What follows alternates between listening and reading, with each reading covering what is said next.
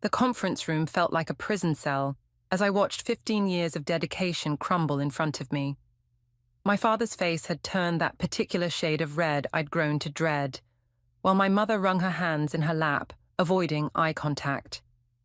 I'm Lexi, and until today, I was the creative director of Burke Eco Solutions, our family's sustainability company. The same company I'd given up art school for. The same company I'd poured my heart and soul into since I was 19. "These reports are fabricated," I said, spreading the documents across the polished table. "Landon's been cutting corners with our suppliers. We're using non-biodegradable materials and marketing them as eco-friendly." My younger brother lounged in his chair, a smirk playing at the corners of his mouth. "You've always been jealous of my success, sis, just because you can't handle modern business practices." "Modern business practices?" I shot back. "You mean fraud? That's enough." My father's fist came down hard on the table, making the water glasses rattle. "Lexi, these accusations are ridiculous. Landon has increased our profits by 40% since taking over operations. By lying to our customers, everything we built this company on." "Times change," my mother interrupted softly. "We need to adapt." I pulled up the company website on my tablet, hands shaking. "Look at this. 100% sustainable materials." "That's a lie. We're no better than the companies we used to criticize." Landon rolled his eyes. "God, you're so dramatic. This is business, not your little art projects." The mention of art stung more than it should have. I'd wanted to go to art school since I was 12, but when the family business needed help, I'd put those dreams aside. Now here I was, watching my brother destroy everything we'd built. "Dad," I pleaded, "remember what you always said. Integrity first, profit second." "That was before we nearly went bankrupt," he replied coldly. "Landon saved us, by turning us into exactly what we fought against." I stood up, my chair scraping against the floor. "I have proof, real proof. If this gets out—" "It won't get out," Landon cut in, his voice dangerous, "because you're fired." The room went silent. I looked at my father, waiting for him to object, to defend me, to remember all the nights I'd stayed late helping him with paperwork, all the weekends I'd sacrificed. Instead, he nodded. "It's for the best, Lexi. You're clearly not aligned with our new direction." "New direction?" I laughed, but it came out more like a sob. "You mean selling out everything we believed in?" My mother finally looked up.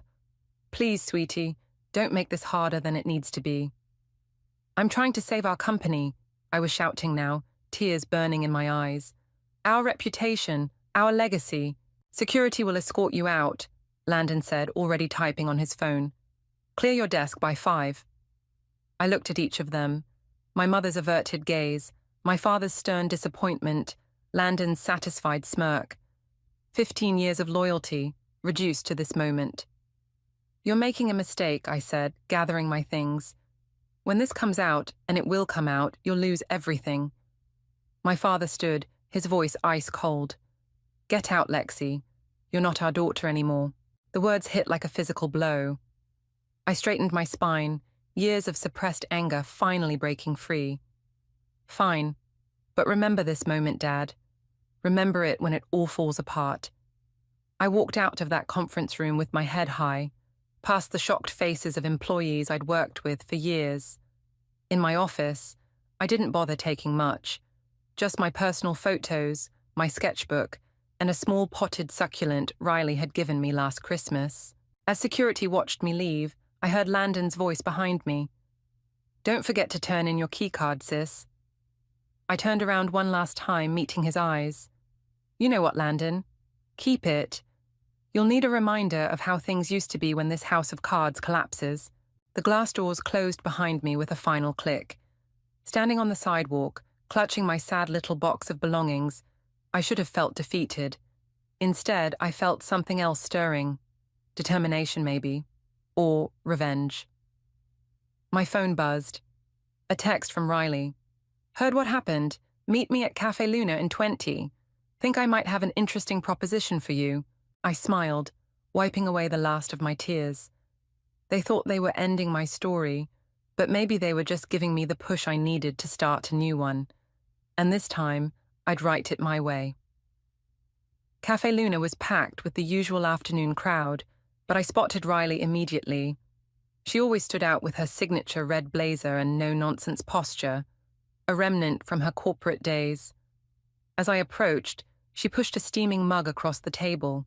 "Ordered your usual, double-shot oat milk latte, extra hot."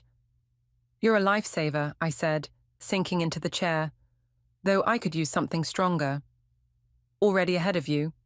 She pulled out a small flask and discreetly added a splash to both our coffees. "Getting fired by your own family deserves at least an Irish coffee." I took a long sip, letting the warmth spread through my chest. "How did you hear so fast? Your brother's already bragging about it on LinkedIn. Exciting changes in upper management or some corporate BS like that." "Of course he is." I gripped the mug tighter. 15 years, Riley. 15 years of my life, and they threw me away like yesterday's recycling. "Their loss." Riley leaned forward, her eyes sparking with that look I knew meant trouble. "But maybe it's your gain. Remember Noel Jenkins? The guy who created that solar-powered water filtration system. The very same. He's looking for partners for a new venture.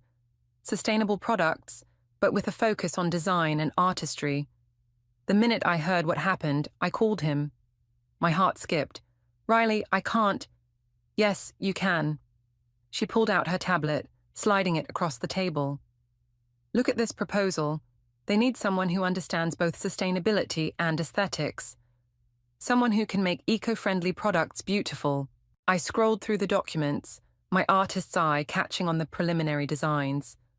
They were good, but they could be better. My fingers itched to sketch improvements. "There's more," Riley said, watching my reaction. "Someone wants to meet you, someone big." "Who?" "Angelina Tran." I nearly choked on my coffee. "The Angelina Tran, widow of—" "The same. She's been following your work at Burke for years. Says you're the only one who stayed true to the original vision, but she never meets with anyone. Not since her husband. She'll meet with you. Tomorrow morning, her estate." Riley's phone buzzed. "That's Noel now. He can meet us for dinner tonight if you're free." My head was spinning. 24 hours ago, I thought my career was over. Now, "What if I'm not ready?" I whispered. "What if—" "Stop." Riley reached across the table, gripping my hand. "Remember when I got pushed out of Global Green? You told me something I never forgot. Sometimes being pushed off a cliff teaches you that you had wings all along." I laughed despite myself. "That sounds more profound than anything I'd say." "Well, you were drunk at the time," she grinned. "But you were right. Look at me now, consulting for the top eco-firms in the country, making triple what I did before. Sometimes the worst thing that happens to you is exactly what needs to happen." My phone lit up with a text. My mother. "Please reconsider. We can work this out as a family." I turned the phone face down without responding. "You know," Riley said, watching me, "the best revenge isn't destroying your enemies. It's succeeding so spectacularly they have to watch from the sidelines." "I don't want revenge," I said automatically, then paused. "Okay, maybe a little revenge." "That's my girl." Riley stood, gathering her things. "Dinner with Noel at 7 Pines at 7. Wear something that says future CEO who's going to change the world." "I don't have anything that says that." "Yes, you do. That black dress you wore to the Sustainability Awards last year, the one that made your brother's girlfriend jealous." I smiled, remembering. "You're right, I do still have that." "Perfect." Riley headed for the door, then turned back. "Oh, and Lexi, one more thing. Angelina specifically mentioned your art background. Bring your portfolio tomorrow." "My portfolio? But I haven't drawn anything in years. Might want to fix that before morning." She winked. "Sometimes the dreams we give up come back around when we're ready for them." After she left, I sat there for a long moment, staring at my reflection in the cafe window. The woman looking back at me didn't look defeated anymore. She looked ready. I pulled out my old sketchbook from the box of office belongings and opened to a fresh page. My hand remembered the motions, even after all these years, as I began to sketch what could be beautiful, sustainable products that didn't compromise either aesthetics or ethics. My phone buzzed again. This time it was Landon. "Hope you're not bitter about today. Business is business." I didn't respond. Instead, I kept sketching, each stroke of the pencil feeling like a step forward on a new path. My path. Tomorrow couldn't come soon enough. Angelina Tran's estate loomed before me, a modernist masterpiece of glass and sustainable bamboo. The security guard checked my ID twice before letting me through the gates, his expression suggesting visitors were rare here. An elderly housekeeper led me through a maze of corridors filled with contemporary art. She stopped at a sunlit conservatory, where a small woman in her 60s sat surrounded by exotic plants, sketching in a leather-bound notebook. "Mrs. Tran," the housekeeper announced, "Miss Lexi is here." Angelina looked up, her dark eyes sharp and assessing. "Right on time. I appreciate punctuality." She gestured to the chair across from her. "Sit. Tea?" "Yes, thank you." I perched on the edge of the seat, clutching my portfolio. "Green tea, Margaret," Angelina called out, "and those almond cookies I like." Once we were alone, she set aside her notebook. "So, you finally left Burke." "I didn't exactly. You were pushed out, I know. I've been watching your family's company destroy itself for months now." She leaned forward. "Show me your portfolio." I handed it over, my hands trembling slightly. She flipped through it slowly, her expression unreadable. "These designs," she said, pointing to my newest sketches from last night. "When did you do these?" "Yesterday, after everything happened." "Interesting." She turned another page. "You know, your father came to me 15 years ago, begging for investment money." This was news to me. He never mentioned, "Of course not. I turned him down." She smiled thinly. "My husband had just died, and everyone thought I would sell our company. Instead, I transformed it into something better, something true to our original vision. I remember, you were the first major corporation to go completely carbon neutral." "Yes, and it cost us nearly everything." She closed my portfolio. "Your brother's changes at Burke, they're exactly what my competitors tried to pressure me into. Cutting corners, greenwashing, putting profit over planet." The housekeeper returned with tea and cookies. Angelina waited until she left before continuing. "Last night, you had dinner with Noel Jenkins. How did you—" "I know everything that happens in this industry, dear. What did you think of him?" I thought about our dinner conversation, how Noel's eyes had lit up when I showed him my designs. He's brilliant, passionate, but he needs help with the aesthetic side of things. "Yes." Angelina sipped her tea. "And you need help with the business side. That's why I called you here." She stood walking to a wall of windows overlooking her magnificent gardens. "I'm going to tell you something I've never told anyone. The day my husband died, he left me a letter. He said, 'Don't let them turn our dream into their profit.' I've spent 20 years honoring that promise." She turned back to me. "Now I'm ready to do more. I want to mentor you, Lexi." I nearly dropped my teacup. "Me? You have what I had back then, fire, principle. And now, you have nothing left to lose." She smiled. "That makes you dangerous." "I don't want to be dangerous. I just want to create something meaningful." "The two aren't mutually exclusive." She returned to her seat. "Your dinner with Noel went well. Riley's on board. Now you need capital, connections, and knowledge. I can provide all three." My heart was racing. "Why me?" "Because you remind me of myself. And because—" She hesitated. "Your father didn't just ask me for money 15 years ago. He tried to steal my husband's patents while we were still grieving. Did you know that?" I felt sick. "No. Of course not. You were too busy sacrificing everything to save his company." Her voice softened. "Sometimes karma needs a little help, don't you think?" I set down my teacup. "What exactly are you proposing?" "I'll invest in your venture with Noel, teach you everything I know, open every door." Her eyes glittered. "In return, you'll build something so revolutionary, so successful, that Burke Eco Solutions becomes irrelevant.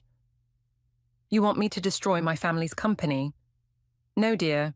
I want you to build something better. They'll destroy themselves. She pushed a folder across the table. Here's my offer. Take it home. Read it carefully. I stood on shaky legs, clutching the folder. I'll think about it. Don't think too long. Opportunities like this are like butterflies. Beautiful but fleeting. She walked me to the door. Oh, and Lexi, check page 6 of that folder. I think you'll find the information about your brother's overseas suppliers particularly interesting. As I drove home, my mind was spinning. The folder sat heavy in my bag, full of promises and secrets. My phone buzzed, a text from my mother. Your father's blood pressure is through the roof. How could you do this to us? I pulled over, took out the folder, and turned to page 6. What I read made my decision for me. Sometimes karma does need a little help. 3 months flew by in a whirlwind of meetings, designs, and late-night planning sessions. Our new company, Eden Essence, had taken over the entire top floor of a renovated warehouse. I stood at the window, watching the sunrise paint the sky pink, when Riley burst through the door. They're here, the first prototype samples. Noel followed behind her, carrying a large box. Hot off the sustainable bamboo production line, my hands shook as I lifted the lid. Inside lay our first product line, a collection of home goods that looked more like art pieces than eco-friendly alternatives. I picked up a water pitcher, running my fingers over the organic curves I'd sketched months ago. It's perfect, I breathed. The bamboo glass fusion actually worked, and it's 100% traceable, Noel added, pulling up specs on his tablet. Every component, every worker, every step of production, completely transparent and ethical. Riley was already snapping photos. The pre-orders are going to go crazy when people see these. We've got lifestyle influencers lined up, sustainable living bloggers. My phone buzzed, a news alert about Burke Eco Solutions. I opened it, my heart stopping as I read the headline. Major eco company faces investigation over false environmental claims. Guys, I said, turning my phone around. Look. Riley whistled low. Wow, someone leaked documents about their overseas suppliers. Someone? Noel raised an eyebrow at me. Not me. I set the phone down, though I might know who did. The article detailed exactly what I'd discovered months ago. The toxic materials, the exploited workers, the falsified certificates. Landon's handiwork, all of it. Your timing is impeccable, came a voice from the doorway. Angelina stood there, elegant as ever in her signature black pantsuit. The market is about to have a very large hole in it, one that Eden Essence can fill. Mrs. Tran, Noel scrambled to his feet. We weren't expecting you until the board meeting. I like to surprise people. She walked over to inspect our prototypes. Excellent craftsmanship. The design is inspired. She picked up one of my sketches. You found your voice again, Lexi. Before I could respond, my phone started ringing. Mom's face flashed on the screen. Take it, Angelina said. It's time. I stepped into the hallway, heart pounding. Hello? How could you? Mom's voice was raw.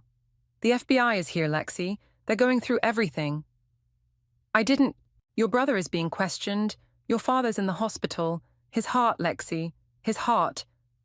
My own heart clenched, but I forced my voice to stay steady. I warned you, Mom. I showed you the evidence months ago.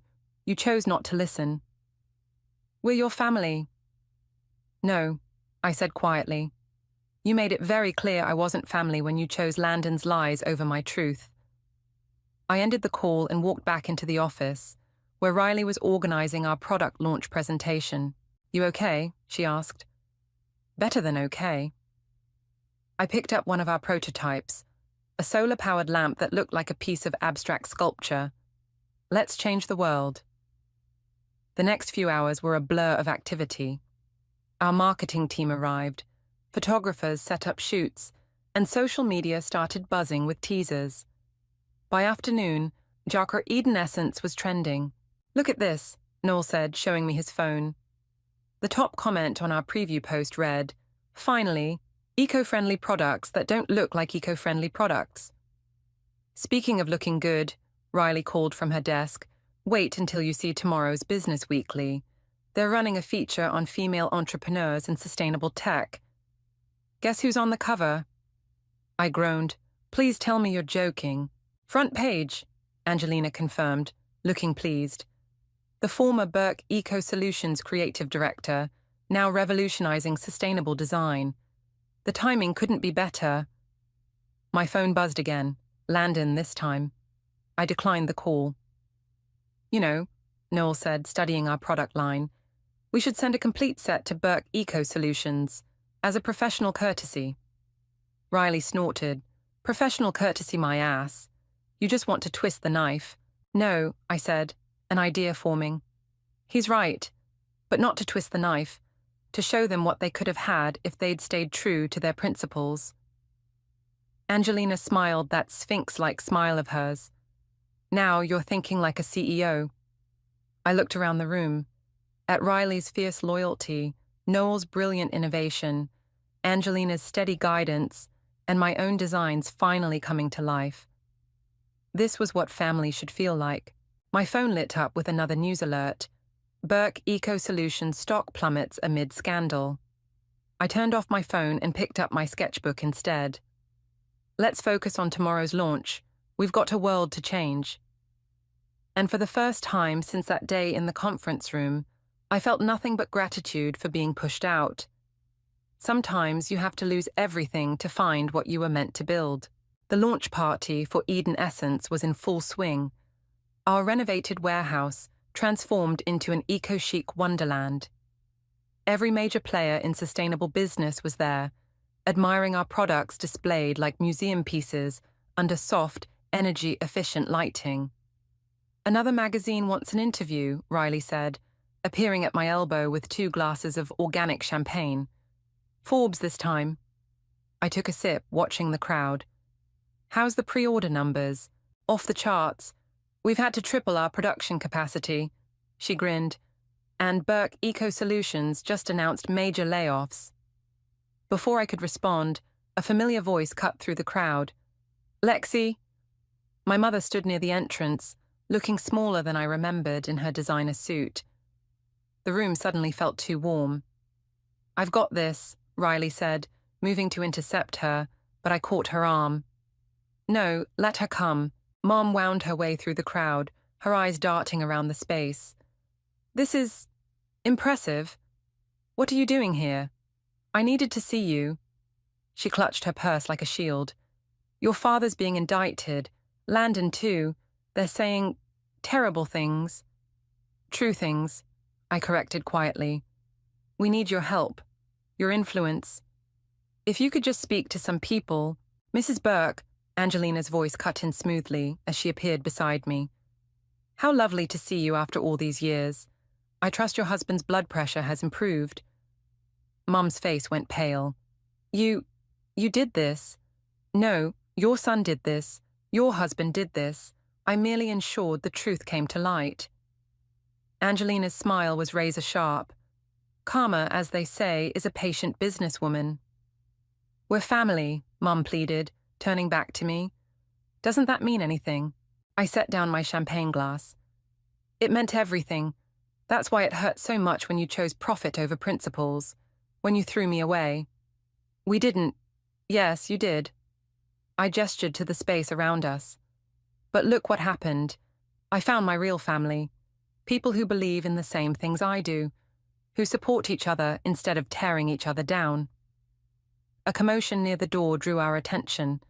Landon pushed his way inside, his usual polished appearance notably disheveled. "Security," Riley called out, but I waved them off. "Let him come."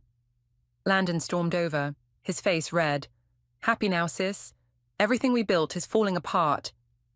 "Everything you destroyed, you mean?" I corrected. "I tried to warn you."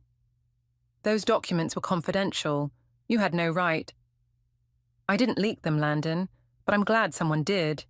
He laughed bitterly, gesturing at the displays. "So, this is your revenge? Pretty products for rich hippies." Noel stepped forward. Your sister just secured contracts with 3 major retail chains. These pretty products will be in every major store by next quarter. At prices people can actually afford, Riley added, with complete supply chain transparency. You're finished, Landon, I said quietly. But it didn't have to be this way. You chose this. Your father is sick because of you, Mom cut in. No, Angelina interrupted. He's sick because he couldn't face the consequences of his own actions. Just like he couldn't 20 years ago when he tried to steal my husband's patents. Mom's face went white. How did you— Please leave, I said, suddenly tired. Both of you. Enjoy the party favors on your way out. They're all sustainable, of course. This isn't over, Landon snarled. Actually, it is. I nodded to security, who finally moved in. Your company is facing federal charges, Landon. Maybe focus on finding a good lawyer instead of threatening me. As they were escorted out, I felt a hand on my shoulder. It was Angelina. You handled that perfectly, she said, like a true CEO. Speaking of which, Riley cut in, the Times reporter is ready for your interview. They want photos with the product line. I straightened my shoulders, smoothed my dress. Let's give them something to write about. The rest of the evening passed in a blur of interviews, congratulations, and partnership offers. Near midnight, as the last guests were leaving, I found myself alone with my core team. To Eden Essence, Noel raised his glass. And to Lexi, who proved that doing good can look good too. To Karma, Riley added with a wink. To family, I said, looking at each of them. The one we choose. My phone buzzed. Another news alert about Burke Eco Solutions, but I didn't open it. I didn't need to. My success wasn't about their failure anymore. It was about staying true to my principles, about creating something meaningful. Ready for tomorrow? Angelina asked, gathering her things to leave. The real work begins now. I looked around at our beautiful space, at the products we'd created, at the team we'd built. Bring it on. As if on cue, Riley's phone chimed. Another major order just came in. They want to feature us in their spring sustainability campaign. I smiled, picking up my sketchbook. Then we better get to work. I have some new designs in mind. The night view of the city sparkled through our windows, full of promise and possibility. Sometimes the best revenge isn't revenge at all. It's living well, on your own terms. The courthouse steps were crowded with reporters when I arrived. 6 months had passed since our launch, and today was Landon's sentencing hearing. I hadn't planned to come, but something pulled me here. Miss Burke, the reporters surged forward. Any comment on your brother's guilty plea? How does it feel to see your family's company dismantled? I pushed through them without commenting, only to find Riley waiting at the top of the steps. Thought you might need backup, she said, linking her arm through mine. Inside, the courtroom was already packed. My parents sat in the front row, both looking years older than when I'd last seen them. Mom's hair had gone completely grey. Dad kept dabbing at his forehead with a handkerchief. We can leave, Riley whispered. No, I need to see this through. Landon entered in handcuffs, his designer suit replaced by something off the rack. He looked small somehow, nothing like the swaggering brother who'd had me thrown out of the company. The judge cleared her throat. Before I deliver the sentence, would anyone like to speak on the defendant's behalf? My father stood shakily. Your Honor, my son made mistakes, but— Mistakes? The word left my mouth before I could stop it. Every head in the courtroom turned. Miss Burke, the judge said, would you like to make a statement? I felt Riley squeeze my hand as I stood. Yes, Your Honor. Walking to the podium, I finally met Landon's eyes. There was no smirk now, no arrogance, just fear. My brother didn't make mistakes, I said clearly. He made choices, calculated decisions to deceive customers, exploit workers, and damage the environment for profit. He betrayed everything our company stood for. Lexi, please, Mum whispered from her seat. But, I continued, he's not the only one responsible. Our father encouraged it. Our mother enabled it. They chose profit over principle, and now thousands of people have lost their jobs because of it. The judge leaned forward. Are you asking for a harsh sentence, Miss Burke? No. I took a deep breath. I'm asking for rehabilitation. My brother's smart. He's talented. If he used those skills to actually help the environment instead of exploiting it, I turned to face Landon directly. You could still do something meaningful with your life. The judge nodded thoughtfully.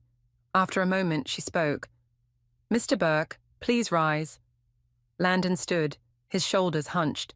Taking into account your guilty plea and your sister's statement, I sentence you to 4 years in federal prison, followed by 3 years of supervised release.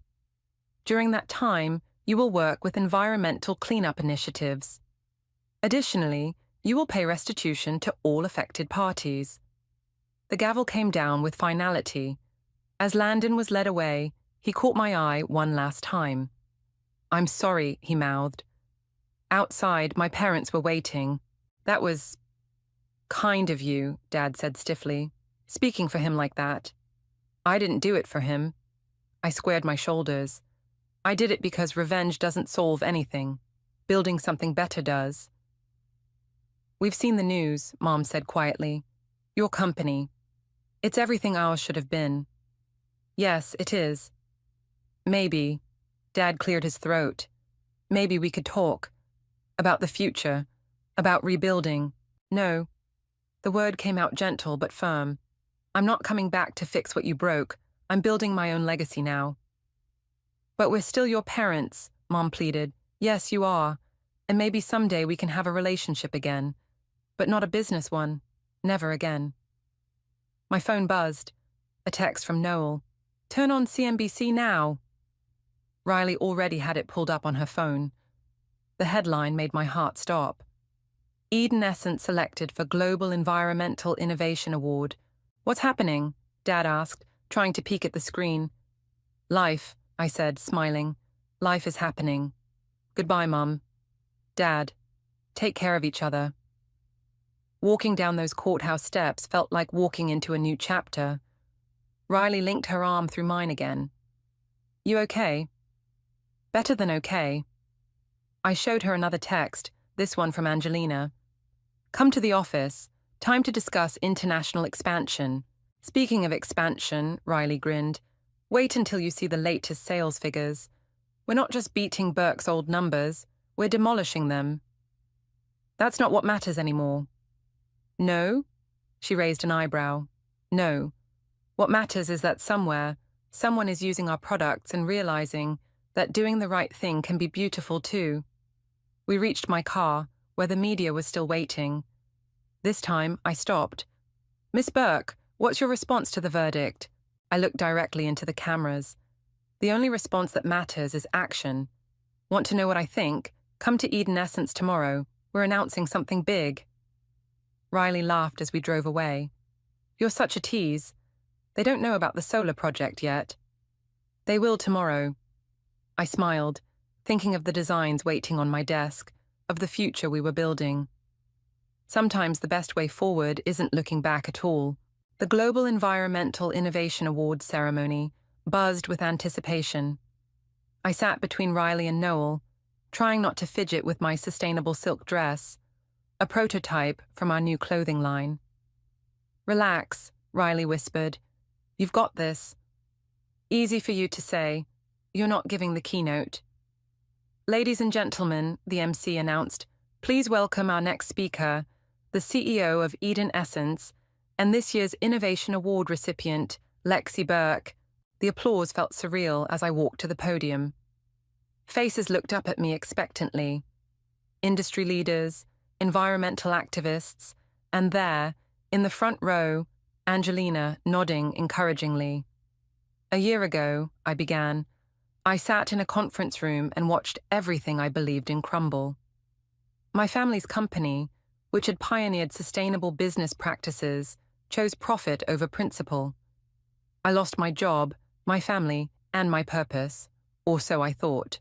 The room was silent now, hanging on every word. But sometimes losing everything is just life's way of making room for something better. Today, Eden Essence isn't just a company, it's a movement. We're proving that sustainability doesn't mean sacrifice, that doing good and looking good aren't mutually exclusive. I clicked to the first slide, showing our solar project designs. I'm excited to announce that Eden Essence is partnering with global architecture firms to integrate our solar-powered art installations into urban spaces. Imagine city parks, powered by sculptures that are both beautiful and functional. Imagine public spaces that celebrate sustainability instead of hiding it. The next slide showed our new clothing line, and this is just the beginning. Today we're launching Eden Wear, fashion that's completely traceable, sustainable, and designed to last. No more fast fashion, no more hidden supply chains. Movement at the back of the hall caught my eye. My parents slipped in, taking seats in the last row. I faltered for a moment, then continued stronger. But the real innovation isn't in our products. It's in our promise. Complete transparency. Every material, every worker, every process, visible to all. Because we believe that when you have nothing to hide, you have everything to gain. The applause was thunderous. As I returned to my seat, my phone lit up with a message from an unknown number. Landon, from prison. Watching the live stream. You were right all along. Proud of you, sis. I tucked the phone away as the award presentation began. When they called my name again, I walked up with my team. This award belongs to all of us, I said, holding up the recycled glass trophy. To everyone who believed that doing the right thing is always the right choice.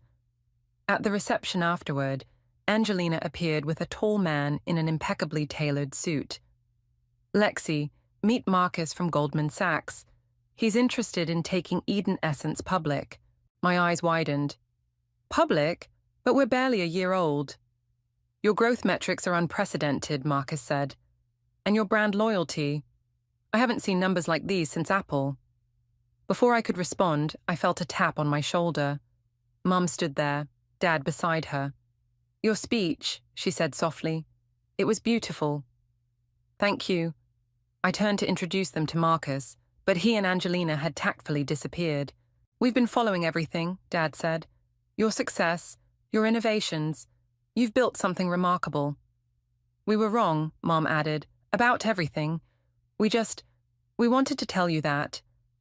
I studied their faces, the genuine regret, the pride they'd never shown before. Would you like to see our new designs? I heard myself ask. Their faces lit up. As we walked toward the display area, Riley intercepted us. Sorry to interrupt, but Tokyo's on the line. They want to move up the launch date. Go, Dad said. We can catch up another time. Maybe dinner next week. I nodded slowly. Dinner would be nice. After they left, Noel appeared with champagne. To our fearless leader. To all of us, I corrected, including Riley and the rest of our team gathering around. Speaking of all of us, Riley grinned, wait until you see tomorrow's Times. They're calling us the future of ethical business. No pressure, I laughed. The evening wound down, but the energy remained electric. As we gathered for one last team photo, I caught my reflection in the window. I barely recognized the confident woman looking back at me. Hey, Riley nudged me. Where'd you go just now? Just thinking about that conference room a year ago, how losing everything turned out to be the best thing that ever happened to me. To us, she corrected. Now, about Tokyo, I smiled, pulling out my sketchbook, the same one I'd carried out of Burke Eco Solutions that last day. I have some ideas, because that's the thing about rock bottom. It's a pretty solid foundation to build something extraordinary. The morning sun streamed through Eden Essence's new headquarters, a renovated historical building powered entirely by our solar art installations. I stood in my office, putting the finishing touches on a display of our journey, our first prototype, newspaper clippings, and in the center, my original sketchbook. A knock at the door made me turn. Angelina stood there, looking elegant as ever. Ready for the transition announcement? Almost. I adjusted the frame containing our first product photo. Hard to believe you're really retiring. It's time. She walked over to examine the display. You've exceeded every expectation I had when I decided to mentor you. I had good teachers, I smiled. You, karma. Speaking of karma, Riley burst in, waving her tablet. You need to see this. She pulled up a video of Landon being interviewed after his release from prison. He looked different, humbler, more grounded. My sister was right, he was saying. Success built on lies isn't success at all. That's why I'm dedicating my community service to teaching sustainable business practices to at-risk youth. Turn it off, I said softly. There's more, Riley insisted. He's been consulting with environmental cleanup projects, actually making a difference. People can change, Angelina observed, when they want to. My phone buzzed, a text from Mom. We're here for the announcement. Your father's nervous but excited. They're really doing it, Riley asked, reading over my shoulder. I nodded. Dad's officially transferring what's left of Burke Eco Solutions to Landon's youth program. They're converting the old offices into a sustainability education center. Full circle, Angelina smiled. Now, shall we give them something to talk about? We headed to the conference room, now packed with media, employees, and industry leaders. Noel was already at the podium, running through our latest quarterly results. And now, he said, beaming, the moment everyone's been waiting for. Please welcome our CEO, Lexi. The applause was warm as I took the stage. In the audience, I spotted my parents sitting next to Landon. Mom gave me a thumbs up. When we launched Eden Essence, we had a dream of making sustainability beautiful and accessible. Today, that dream has grown beyond anything we imagined. Our solar art installations power cities worldwide. Our products have made eco-friendly living the new normal. I gestured to Angelina to join me. Mrs. Tran has been our guiding light, our mentor, and our biggest supporter. Today, as she steps into retirement, we're not just celebrating her legacy, we're building on it. I'm proud to announce that Eden Essence is establishing the Tran Foundation for Environmental Innovation with an initial endowment of $50 million. Angelina's usually composed face showed genuine surprise. We hadn't told her about this part, but that's not all, I continued. The Foundation's first project will be partnering with a new sustainability education center run by someone who learned the hard way that principles matter more than profit. Landon stood up, straightening his tie. Thank you, sis. I won't let you down. Not again. The press conference dissolved into excited chatter as reporters rushed to get comments. In the chaos, I felt a hand on my arm. Dad, I've never said this, he said, voice rough with emotion. But I was wrong, and I'm so proud of you. We both are, Mom added, joining us. You built something amazing. We built something amazing, I corrected, gesturing to my team. All of us. Riley clinked a spoon against her glass, calling for attention. Sorry to interrupt the family moment, but Tokyo's waiting for their virtual tour of the new installations. Go, Dad smiled. We'll see you Sunday for dinner. Wouldn't miss it. As the room cleared out, I found myself alone with Angelina one last time. You planned this perfectly, she said. The foundation, Landon's program, all of it. I learned from the best. I handed her a small package. One last thing. She opened it to find a framed photo of us from the launch party, along with a handwritten note. Sometimes karma needs a helping hand. Sometimes it needs a whole family. You know, she said, touching the frame gently, revenge is sweet, but this is better. It's not about revenge anymore, I agreed. It's about building something that matters. My phone chimed, Riley sending me the schedule for tomorrow's meetings. Tokyo, London, Sydney. Eden Essence had gone global, but our core values remained the same. Ready to change more worlds? Riley called from the doorway. I picked up my sketchbook, no longer filled with just dreams, but with reality. Always. Because sometimes the best revenge isn't revenge at all. Sometimes it's creating something so beautiful, so meaningful, that it transforms not just your own life, but everyone else's too. And that's a legacy worth building.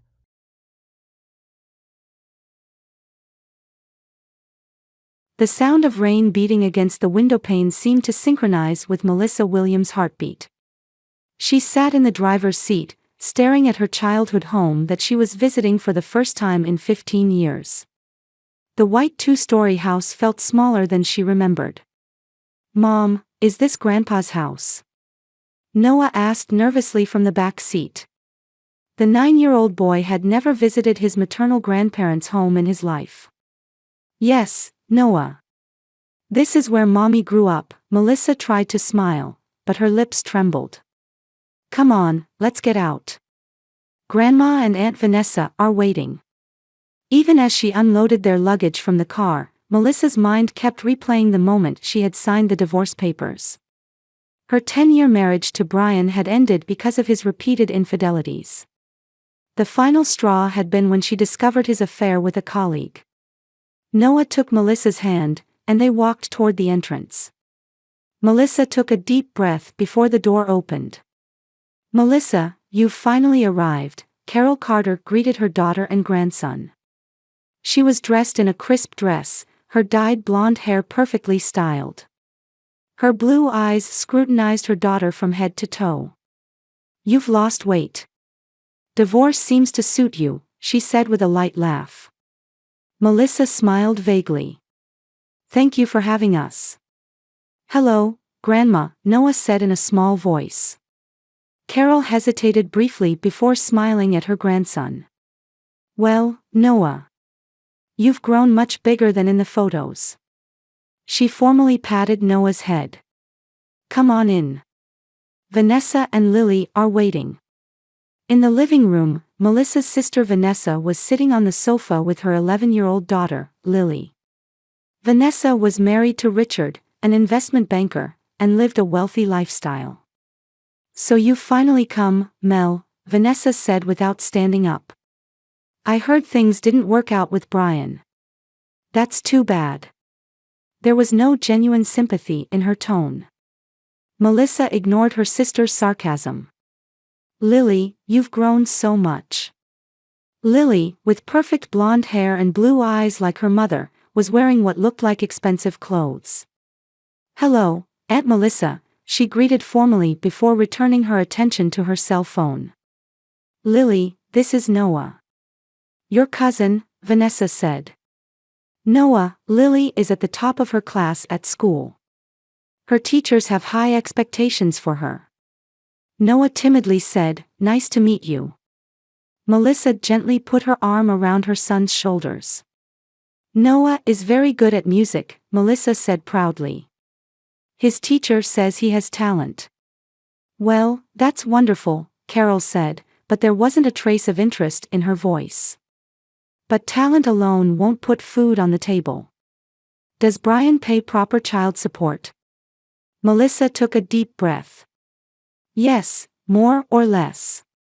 But I also work at a music school, so we're managing." "A music school?" Vanessa gave a contemptuous smile. "Can you pay rent with that? Is that why you've come back to Mom's house?" "It's temporary," Melissa said quietly. "Just until we find our own place." Carol sighed. If your father were alive, how worried he would be. The moment her late father Thomas's name was mentioned, Melissa felt a pang in her chest. Her father, who had passed away 5 years ago, was the only one in the family who had loved and supported Melissa unconditionally. After his death, the rift between Melissa and her mother and sister had only deepened. "Dad would have understood," Melissa said in a small voice. "Understood?" Carol snorted. "That you threw away a stable marriage. Thomas was always soft on you, but even he would have been disappointed by this." Melissa was about to argue, but she felt Noah grip her hand tightly. Seeing her son's anxious expression, she decided to change the subject. "Could you show us our room?" she asked. "It's been a long day, and I'd like to rest a bit."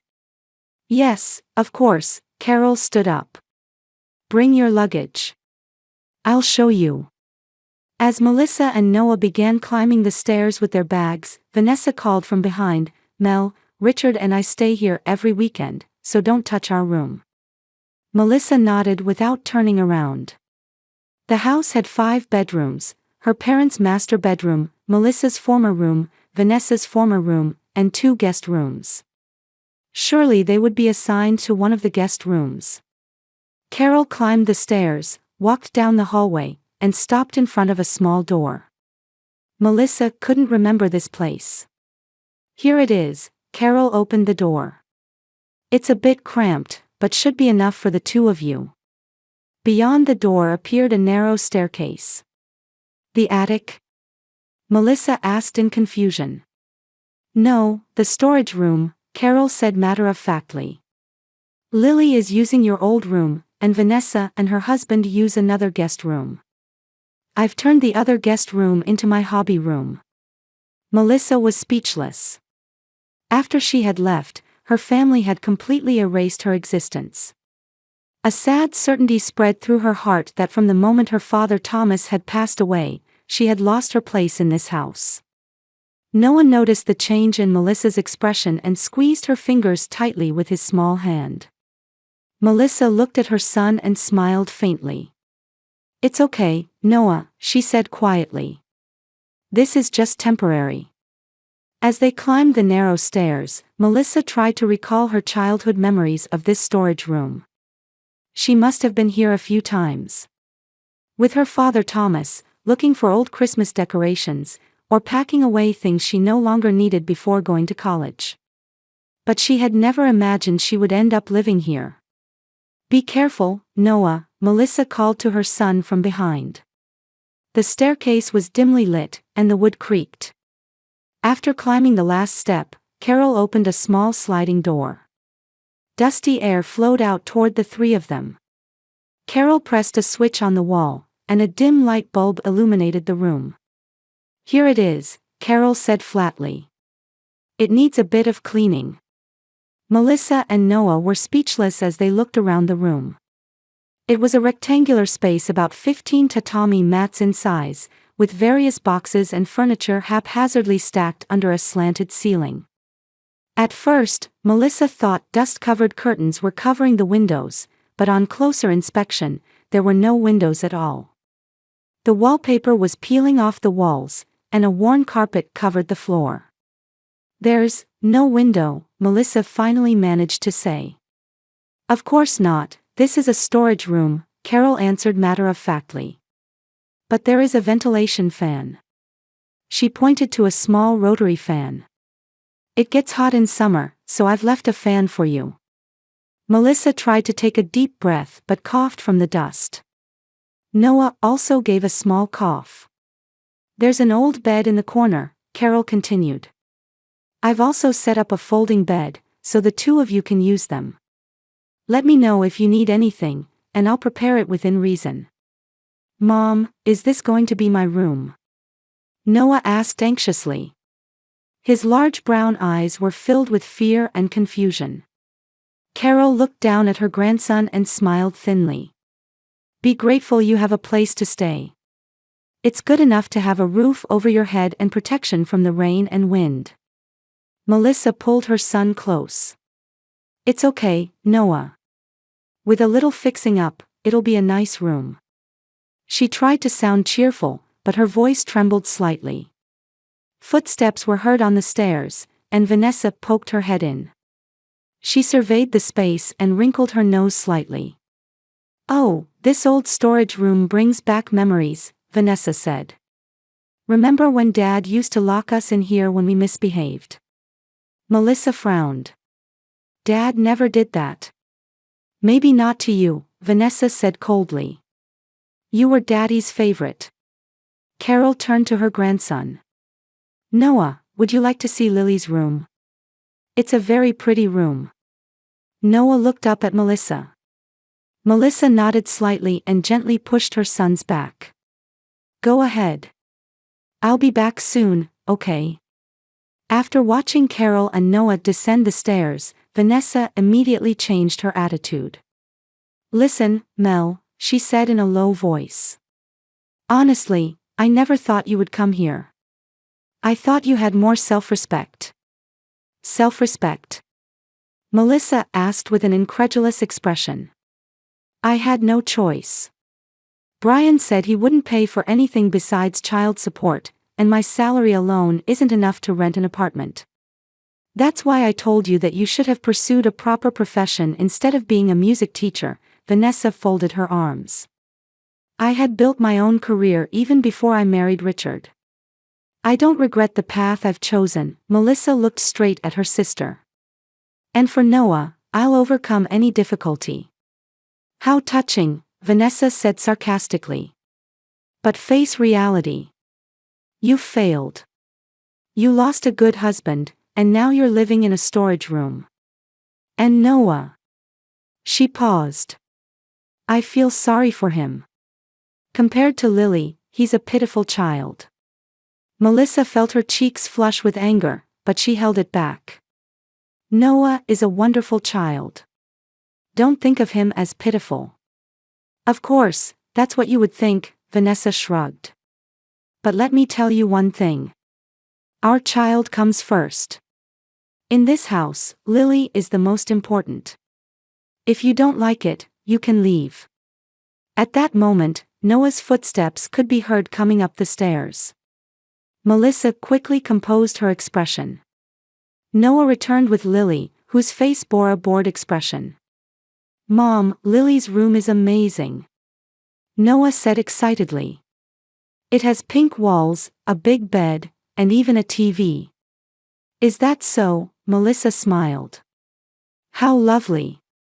Noah, we'll make your room nice too, Vanessa said in a sweet voice. Lily, why don't you give Noah some toys you don't use anymore?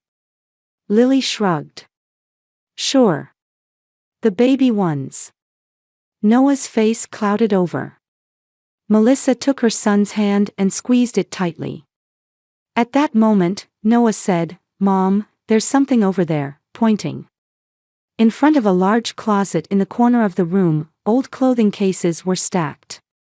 Noah, out of curiosity, started walking in that direction. Be careful, Noah, Melissa said. It's dusty. What's in there? Vanessa asked, showing a bit of interest. I don't know, Melissa replied. I haven't been here for a long time. Noah peered into the closet through a gap in the clothing cases. Mom, there's something big covered with cloth in there. Oh, that's... Vanessa's words trailed off. Could it be? Melissa stood behind Noah and looked into the closet. There was indeed a large object covered with fabric. Let's move these together, Melissa said. Van, can you help? Vanessa hesitated but sighed and came closer. I don't want to get dirty, but just a little. The three of them worked together to move the clothing cases and fully open the closet door. Inside was something covered with a large white sheet. Mom, what do you think this is? Noah asked curiously. He grabbed the edge of the sheet and pulled. The old sheet slid off, and amid the swirling dust, a magnificent black upright piano was revealed. Melissa gasped. Dad's piano. She said almost in a whisper. Vanessa also showed a surprised expression. Why is it here? Wasn't it sold? Melissa approached the piano and gently dusted off its surface. This is the piano your grandfather used to play. She explained to Noah. Dad would play it for me every night. Before I went to sleep. Noah stared at the piano and timidly reached out his hand. Can I touch it? Of course, Melissa smiled. There were tears in her eyes. As Noah nervously pressed one of the white keys, a slightly out-of-tune sound resonated through the room. Even so, the tone felt like a beautiful gift from the past. It needs tuning since it hasn't been played for a long time, Melissa said. You're not planning to use this, are you? Vanessa frowned. The noise will be disturbing. It's okay, I'll buy Noah headphones, Melissa answered quietly. We can't turn down the volume like an electronic piano, but if we set practice times, it shouldn't be a problem. Can you really play the piano, Mom? Noah asked. He had never seen Melissa play the piano. I used to, Melissa answered nostalgically. But I haven't played since I got married. Brian didn't like music. Why does Dad hate music? Noah asked with puzzlement. Melissa hesitated for a moment but then gently explained, everyone has their own preferences.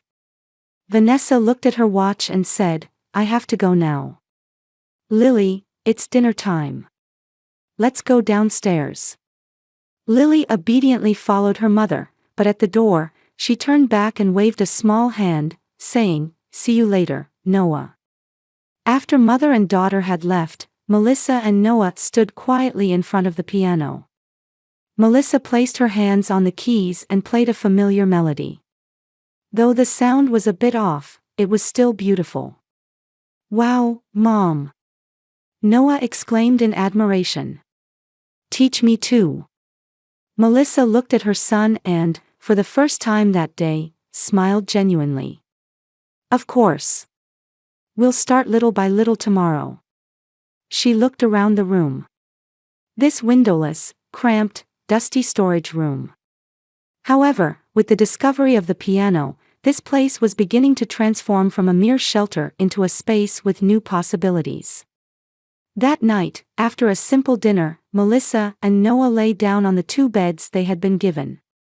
Carol had merely handed them old sheets and a thin blanket before saying, good night, and going downstairs. Mom, I'm cold, Noah said in a small voice. Come over here, Melissa pointed to her bed. Noah quickly crawled into his mother's bed and snuggled against her warmth. Are we going to stay here forever? Noah asked. No, it's temporary, Melissa answered, gently stroking her son's hair. Just until Mom finds a new home. But don't worry, as long as we're together, we'll be fine anywhere. Noah nodded. That piano is nice. Yes, Melissa smiled. It was your grandfather's precious treasure. After a while, Noah's steady sleeping breaths could be heard. Melissa gazed at her sleeping son, contemplating the road ahead. No matter how difficult, she had to be strong for her son. At midnight, while Melissa was in a light sleep, the bed moved slightly. She opened her eyes to see Noah quietly slipping out of bed and walking toward the piano in the darkness without even moonlight. Noah. Melissa called softly, but her son seemed to be walking in his sleep. Noah stood in front of the piano, gently opened the lid, and placed his hands on the keys. And strangely, his fingers began to move naturally, and a delicate melody flowed through the room. It was a piece Thomas used to play often, one that Melissa had listened to as a lullaby. Melissa got up from the bed and went to Noah, holding her breath. Noah, how do you know how to play the piano? Noah turned around with a dreamy expression and answered innocently, I don't know, Mom. But my fingers move on their own. There was a strange light in his eyes. Melissa sat next to her son and listened to his playing. This dark, cramped storage room had transformed into a special space filled with music. I wonder if Grandpa is teaching me, Noah suddenly said. Melissa embraced her son and whispered, I'm sure he is. On Saturday morning, a week later, Melissa decided to begin organizing the storage room in earnest. Noah was resting on the living room sofa with a fever from the night before. It was a rare moment where her mother showed kindness to her grandson. Throw this away, keep this. Melissa muttered as she opened one old box after another. Most contained mementos from her childhood. Old dolls, school notebooks, faded photographs. A large wooden box at the back of the storage caught her eye. Melissa pulled it closer and dusted it off. There was no lock, but the lid was tightly closed. This is. She struggled to lift the lid. Inside the finally opened box were various items carefully wrapped. Reaching for a leather-bound notebook placed on top, the first page she opened had Thomas's handwriting, to Melissa, for when you might need it someday.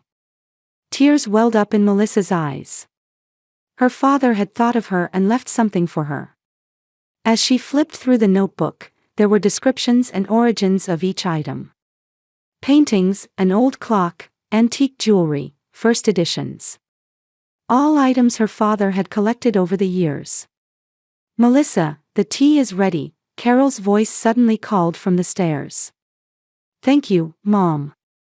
I'll have it later." Melissa hurriedly closed the box and covered it with cloth.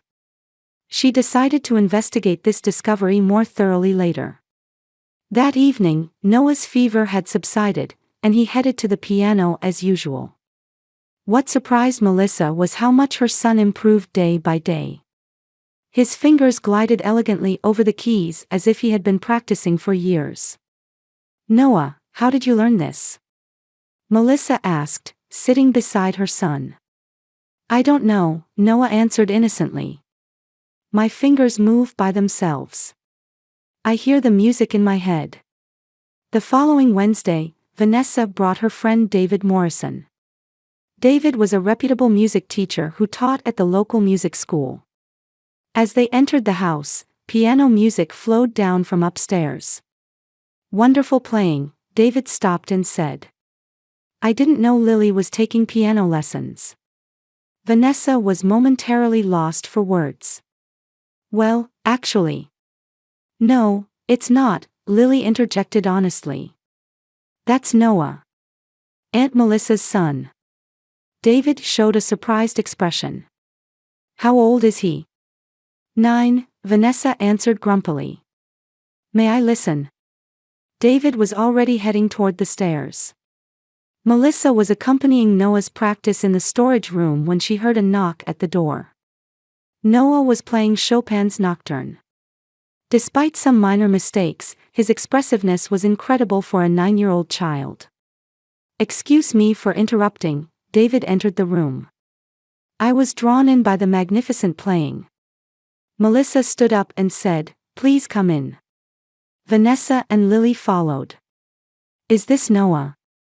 David approached Noah and extended his hand with a smile. "I'm David Morrison. Your playing is amazing."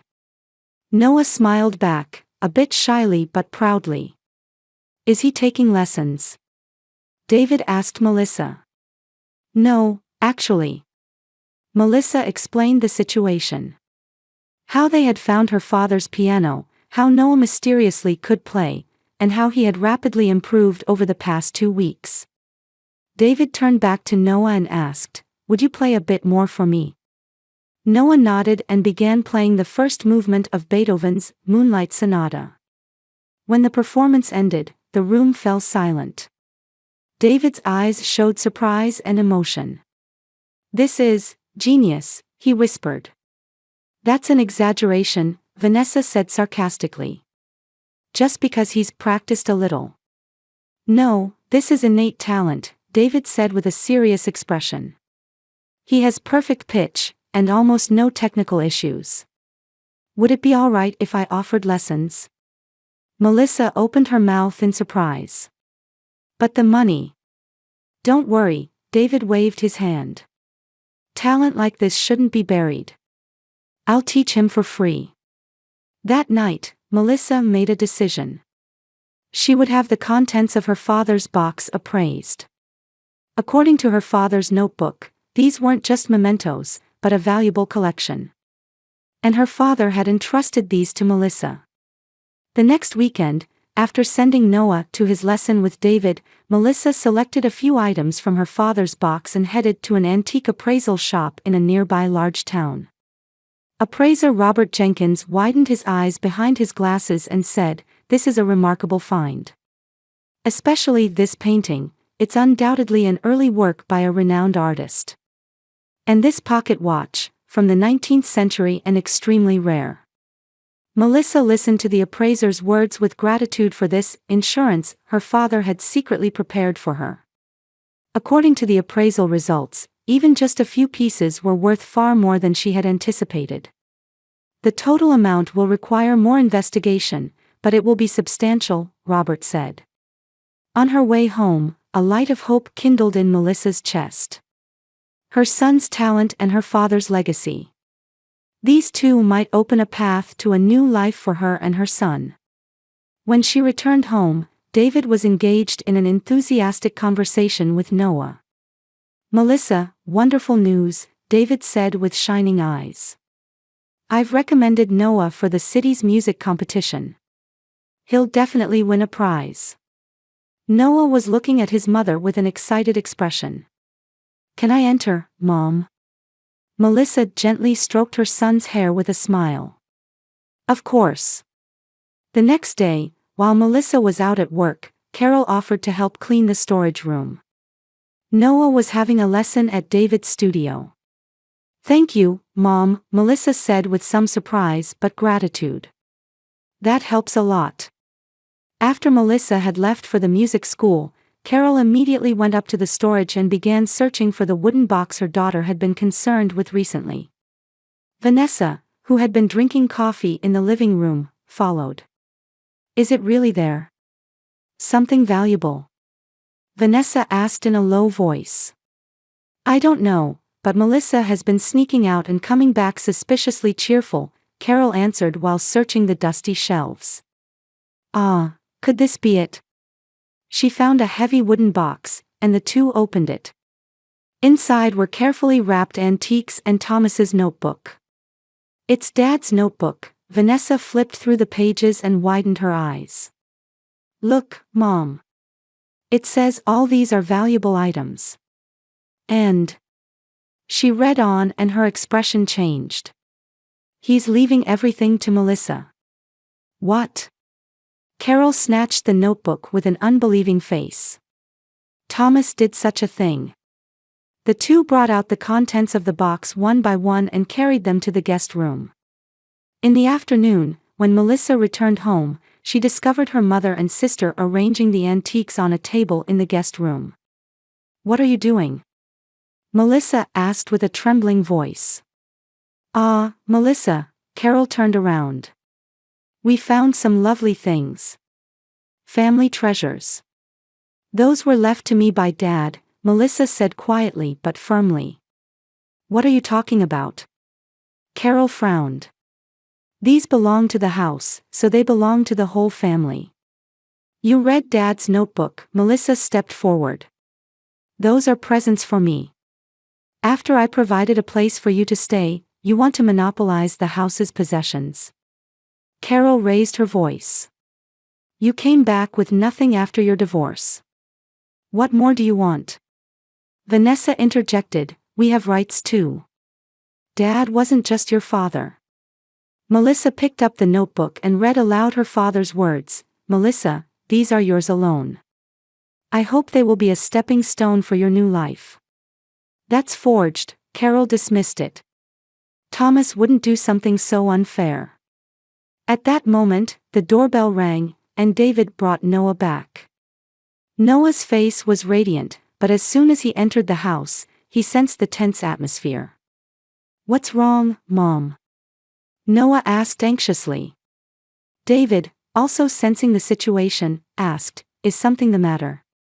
Melissa embraced her son and tried to reassure him, "Everything's fine, we were just having a little family discussion." David looked at Melissa with sympathetic eyes. "Let me know if there's anything I can help with." Carol coldly said, "Outsiders aren't needed in family matters." "I apologize," David retreated, but before leaving, he whispered to Melissa, "I'll call you later." That night, even after Noah had gone to bed, the argument between Melissa, her mother, and her sister continued. Carol insisted, "While you're in this house, everything should be shared," and Vanessa agreed, "Dad loved all of us, there couldn't be such an unfair distribution of inheritance." Melissa returned to the storage exhausted. Noah was already asleep, but there were traces of tears on his cheeks. She kissed her son's forehead and pondered in the dark, windowless room. The next morning, when the family conflict reached its peak, Melissa found Noah crying while playing the piano. "Mom, I want to leave here." Noah's trembling voice solidified Melissa's resolve. "I understand, Noah," she quietly answered. That day, on David's advice, Melissa consulted with lawyer Janet Clark.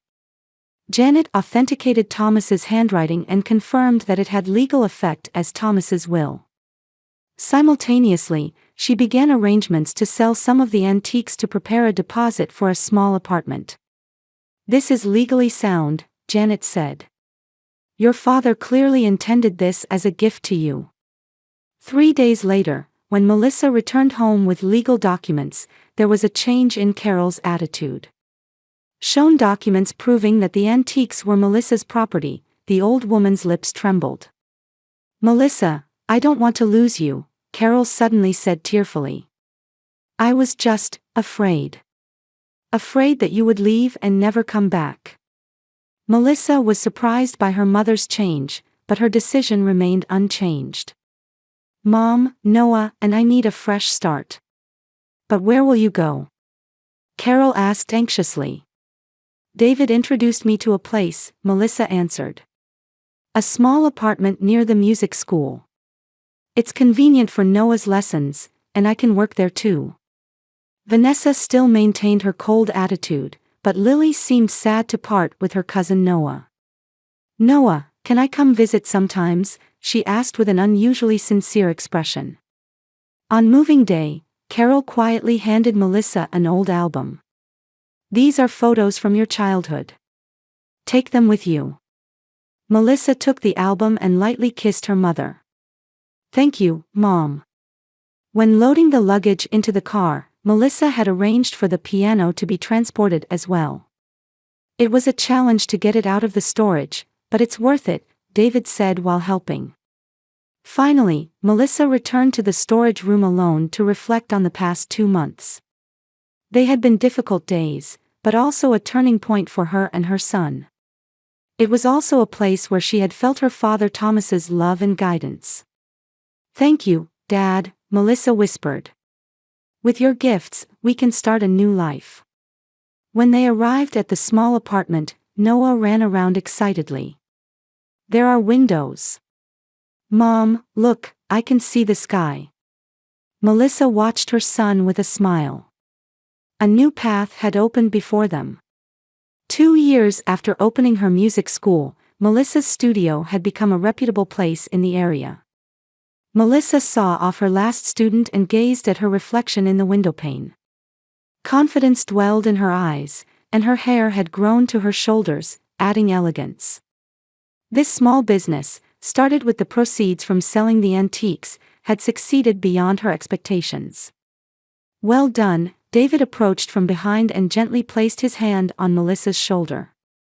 The two had become close while jointly operating a music program for children, and they had begun dating 6 months ago.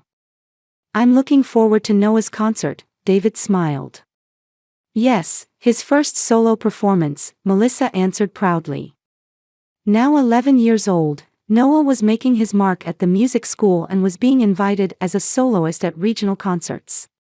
His musical journey, which had begun in that storage room, was now becoming a stepping stone to a full-fledged career. In the evening, arriving at the concert hall, Melissa and David headed to Noah's dressing room. Seeing Noah nervously adjusting his tuxedo bow tie, Melissa felt her eyes well up.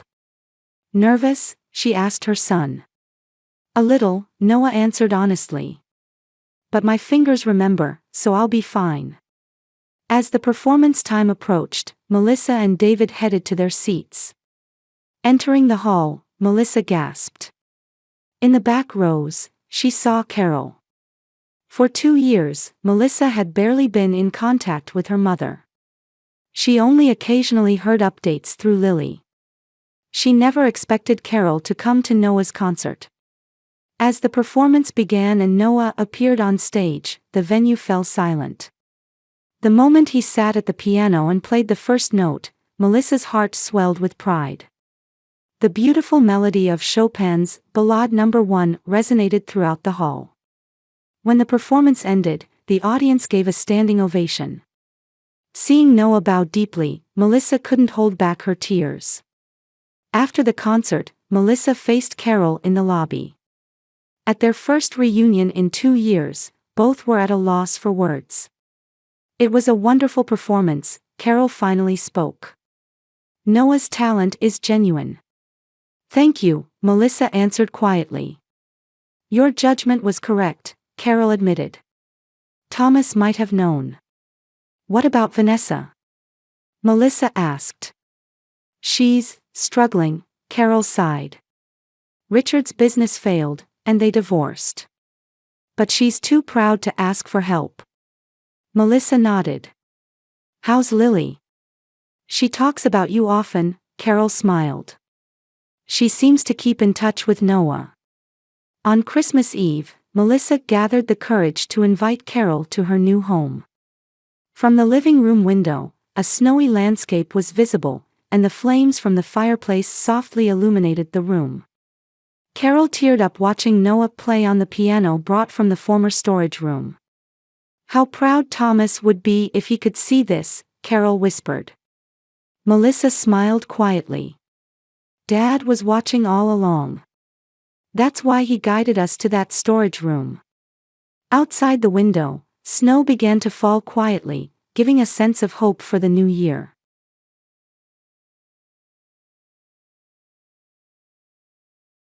The soft afternoon sunlight streamed into the living room of Judith Watson's new home.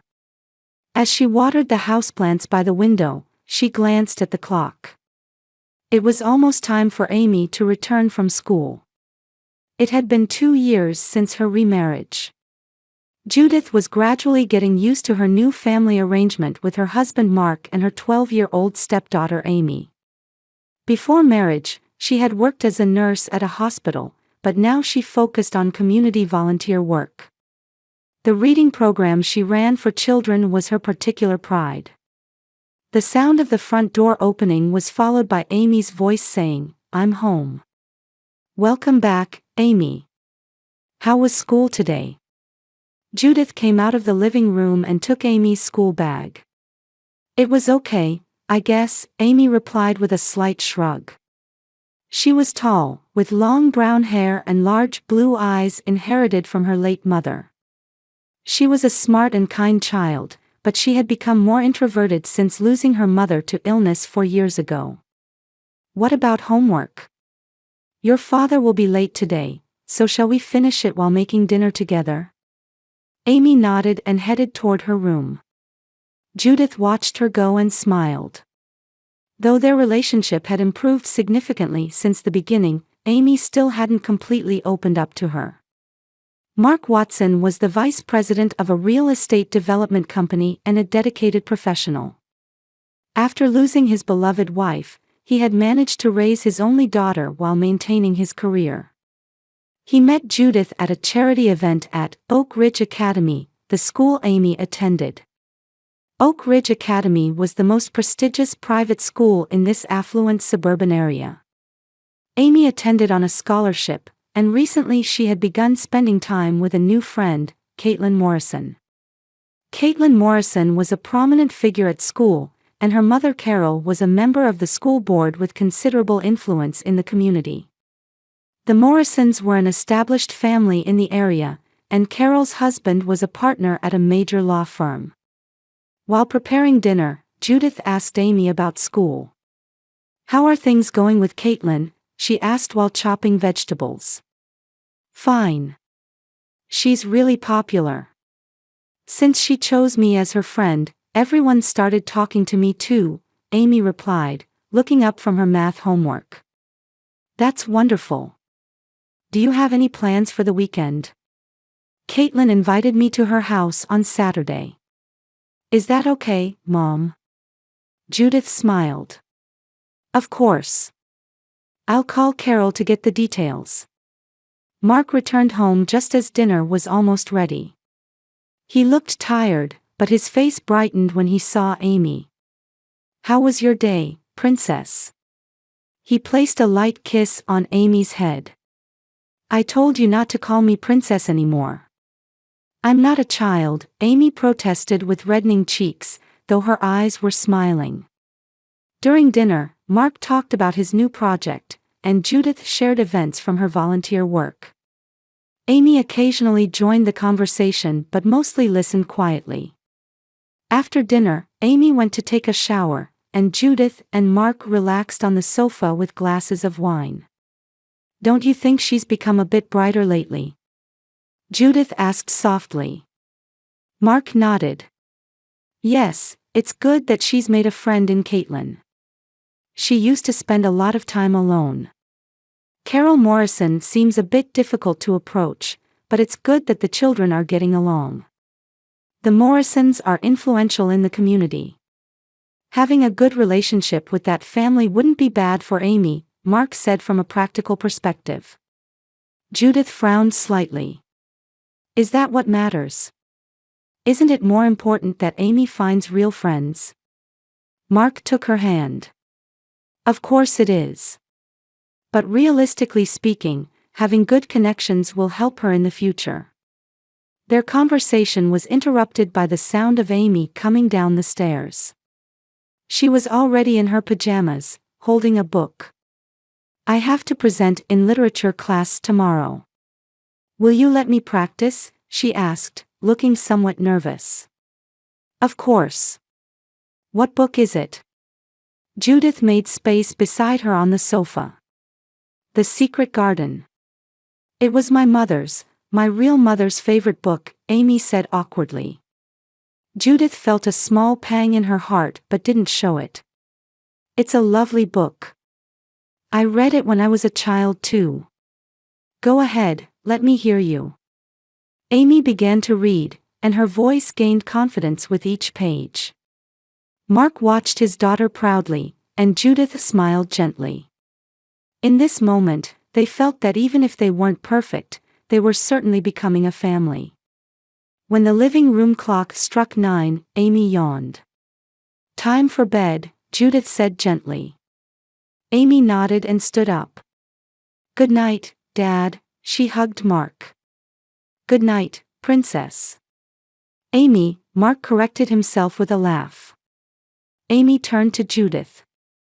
After a moment's hesitation, she said, Good night, Judith. She wasn't ready to call her Mom yet, but Judith understood. Some things take time. Good night, Amy. Sweet dreams. As she watched Amy go up the stairs, Judith found herself gradually but surely feeling hopeful about their new family arrangement. Thursday afternoon, Judith was preparing dinner in the kitchen. The aroma of chicken soup filled the room, and the setting sun cast a warm light through the window. The sound of the front door opening was followed by Amy's voice saying, I'm home. Her voice sounded a bit less energetic than usual. Welcome back, Amy, Judith came into the living room, wiping her hands. How was school? Amy placed her backpack on the sofa and sat down with a slightly tired expression. It was okay, I guess. Judith grew concerned seeing her demeanor. Did something happen? Amy shook her head. No, it's just. She paused, rubbing her eye with one hand. Mom, my eyes feel strange. Judith knelt in front of Amy and examined her face. Amy's eyes were slightly red, but there was no obvious abnormality. How do they feel? Do they hurt? They don't hurt, but they feel prickly. And my vision is a bit blurry, Amy rubbed her eyes again.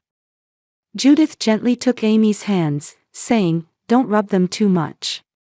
It will only irritate them more. It was spring, and pollen was in the air. It might be allergies. Have you had any runny nose or sneezing lately?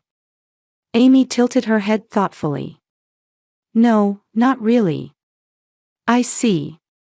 But don't worry. There's a lot of pollen this time of year, so your eyes might be sensitive because of that, Judith gently stroked Amy's hair. I'll give you some eye drops after dinner. Amy nodded and asked, Caitlin said I could come over to her house tomorrow. Mom, can I go? Judith smiled. Of course. I'll check with Carol. That night, Amy went to bed early. Judith applied mild eye drops and assured her she would feel better tomorrow.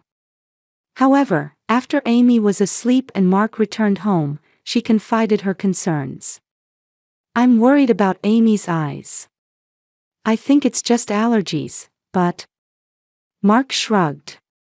It's spring. I sneezed several times during meetings today. If it continues tomorrow, we can take her to the pediatrician this weekend. Judith nodded, but she felt something was off. Friday after school, Amy went to Caitlin's house as planned. Judith had a work conference call, so she asked Mark to drop Amy off. I'll pick you up at 6, Judith told Amy. How are your eyes feeling? They're fine, I hardly notice them now, Amy replied, though she was still occasionally rubbing them. At 6 p.m., Judith parked in front of the Morrisons' luxurious mansion. She had exchanged brief conversations with Carol at the doorstep a few times during drop-offs and pickups, but this was her first time entering the house. After ringing the doorbell, a maid promptly answered and led her inside. The spacious entrance hall was decorated with expensive-looking paintings, and the marble floor echoed with footsteps. Madam is waiting for you in the library, the maid said politely, leading Judith. Carol Morrison was a sophisticated woman with perfectly styled blonde hair, wearing an expensive cashmere sweater. She rose from the sofa and greeted Judith with a formal smile. Judith, welcome. Please have some tea, she indicated teacups that were already set out. Thank you, Carol. Where is Amy? Judith looked around. She's upstairs with Caitlin. I'll call them right away, Carol said, but at that moment, footsteps were heard coming down the stairs. Caitlin appeared, followed by Amy. Caitlin had the same blonde hair as her mother and walked with confident bearing. Hello, Caitlin, Judith smiled. Amy, did you have fun? Before Amy could answer, Carol suddenly walked toward her and peered at her face. Amy, your eyes. She cut herself off, looking at Judith. Mrs. Watson, look at this. Carol took a penlight from her pocket and shined it in Amy's eyes. Judith approached, surprised. What is it? She asked. Carol's face paled. This is not normal. Her voice dropped to a whisper and contained a coldness. Amy clutched Judith's hand with a frightened expression. Mom, my eyes. Her voice trembled. Judith came to her senses and looked at Amy's eyes. Indeed, there were small red spots scattered in the whites of her eyes. As a healthcare professional, she recognized it as a type of subconjunctival hemorrhage. Amy, it's okay, she said in a calm voice. It's just a small hemorrhage. We'll have a doctor look at it. However, Carol stood between them with a cold expression. Mrs. Watson, this may not be just a hemorrhage, her voice held an accusatory tone. Hemorrhages can be signs of certain kinds of abuse. Judith felt as if she had been struck by the words. What did you say? When strong pressure is applied to a child's neck or face, such symptoms can appear, Carol continued in a severe tone. I've also heard that Amy's behavior at school has been unusual lately. Wait a minute, Judith said, restraining her anger. What are you saying? There is no abuse in our family. Carol smiled coldly. Of course, that's what you would say. However, as a school board member and a parent, I have a duty to report such signs. I will contact the school and child protective services on Monday. Amy stood frozen with fear. Mom. She called in a small voice. Judith put her arm around Amy's shoulders and said, Let's go, Amy. She turned back to Carol and stated, This is a misunderstanding. If something has happened to Amy, we'll have her examined by a doctor. Your assumptions are wrong. Carol maintained her cold expression, replying, That will be for the authorities to decide. Judith and Amy hurriedly left the house. In the car, Amy began to cry. Mom, I didn't do anything. Why would she say such things? Judith pulled the car over and embraced Amy. "It's okay, Amy. You've done nothing wrong.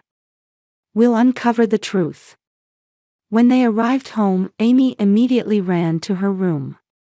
Judith called Mark and explained the situation. He promised to come home right away. That night, Amy came to Judith's bed crying. "Mom, please, I don't want to go to school," she said in a shaking voice. Judith hugged her and promised, "It's okay, I'll protect you." But inside, a storm was brewing. Why would Carol do this? And most importantly, what was causing Amy's eye condition? Monday morning, Judith and Mark received Natalie Jenkins, a Child Protective Services investigator, in their living room. She had a clipboard in hand and a serious expression. "Mr. and Mrs. Watson, thank you for your time today," Natalie said in an official tone. "I've been contacted by the school to investigate Amy's situation." Mark sat nervously on the edge of his chair and immediately said, "This is a misunderstanding. We have never hurt Amy." Natalie nodded calmly. "Please understand that such allegations must be taken seriously. First, I'd like to see your home situation and speak with Amy individually." For the next 2 hours, the investigator examined every room in the house, took photographs, and made notes. Then she went to Amy's room to speak with her alone. Judith and Mark waited in the living room in a silence mixed with anxiety and anger. "I can't believe it," Mark finally said quietly. "What is Carol Morrison thinking?" The sound of Natalie coming down the stairs made them both stand up. Her expression was enigmatic. "Based on my investigation, I found no direct evidence of abuse," she said. "However, I've also received reports from the school about Amy's unusual behavior. Apparently, she has become more withdrawn and spends more time alone during breaks over the past few weeks. She's always been somewhat introverted," Judith explained. "After losing her mother." "I understand," Natalie interrupted. "However, combined with the eye symptoms, there may be some stress factors at work. I'd like to visit again in a week to check on the situation." After the investigator left, Judith went to Amy's room. Amy was sitting on her bed, staring expressionlessly out the window. "Amy," Judith called gently. "Has something been happening at school?" Amy shook her head silently. Judith sat on the edge of the bed and said, "We're on your side, Amy. No matter what happens, we'll protect you." After a long silence, Amy finally began to speak in a small voice. "Caitlin and her friends, they've been bullying me." Judith gasped. "Bullying? What kind?" Tears fell from Amy's eyes. "It started with small things. Hiding my pencil case, making fun of my hairstyle. But recently..." "Recently?" Judith gently prompted. "After gym class, in the locker room, they surrounded me." Amy continued in a trembling voice. "They pushed my head against a locker and said, 'Don't get cocky, you're just a transfer student.' And that day at Caitlin's house, she tried to force me to tell family secrets." Judith's chest filled with a mixture of anger and sadness. She hugged Amy and asked, "Why didn't you tell us?" "I thought it would get worse if I said anything." Amy sobbed. "And I was looking forward to going to Caitlin's house, such a luxurious home that everyone envies." Judith gently stroked Amy's head and said, "Take today off. Tomorrow, I'll go to school and talk to your teacher." The next morning, Judith met with Amy's homeroom teacher, Daniel Collins. Collins was a popular teacher. "Mrs. Watson, thank you for coming in," Collins greeted her in the classroom. "I understand you're concerned about Amy." "My daughter is being bullied," Judith said directly. "By Caitlin Morrison and her friends." Collins' expression tightened momentarily. "Bullying? In my class, such things." He seemed to be choosing his words.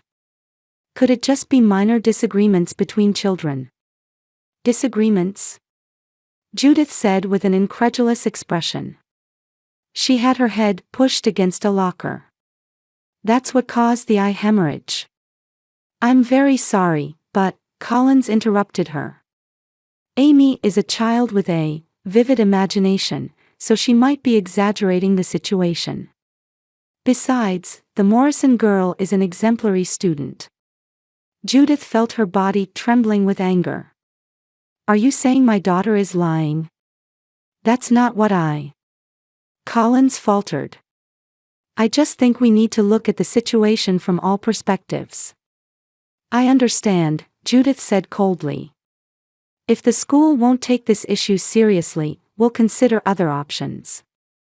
On her way home, Judith gripped the steering wheel tightly. She began to feel distrustful of the school's response and started wondering about the meaning behind Carol Morrison's allegations of abuse. Was this just a coincidence, or? When she arrived home, Mark was working from home. She explained the situation, and she saw his face redden with anger. We can't let others hurt our family anymore, Mark said with determination.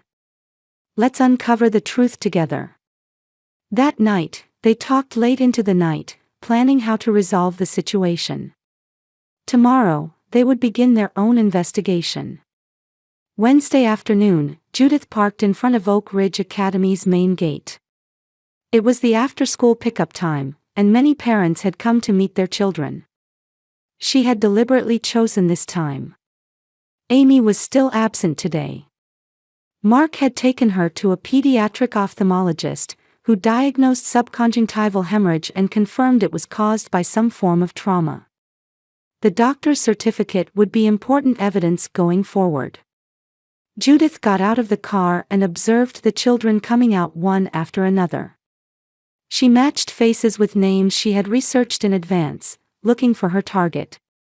Mrs. Lisa Jones, she approached a petite woman.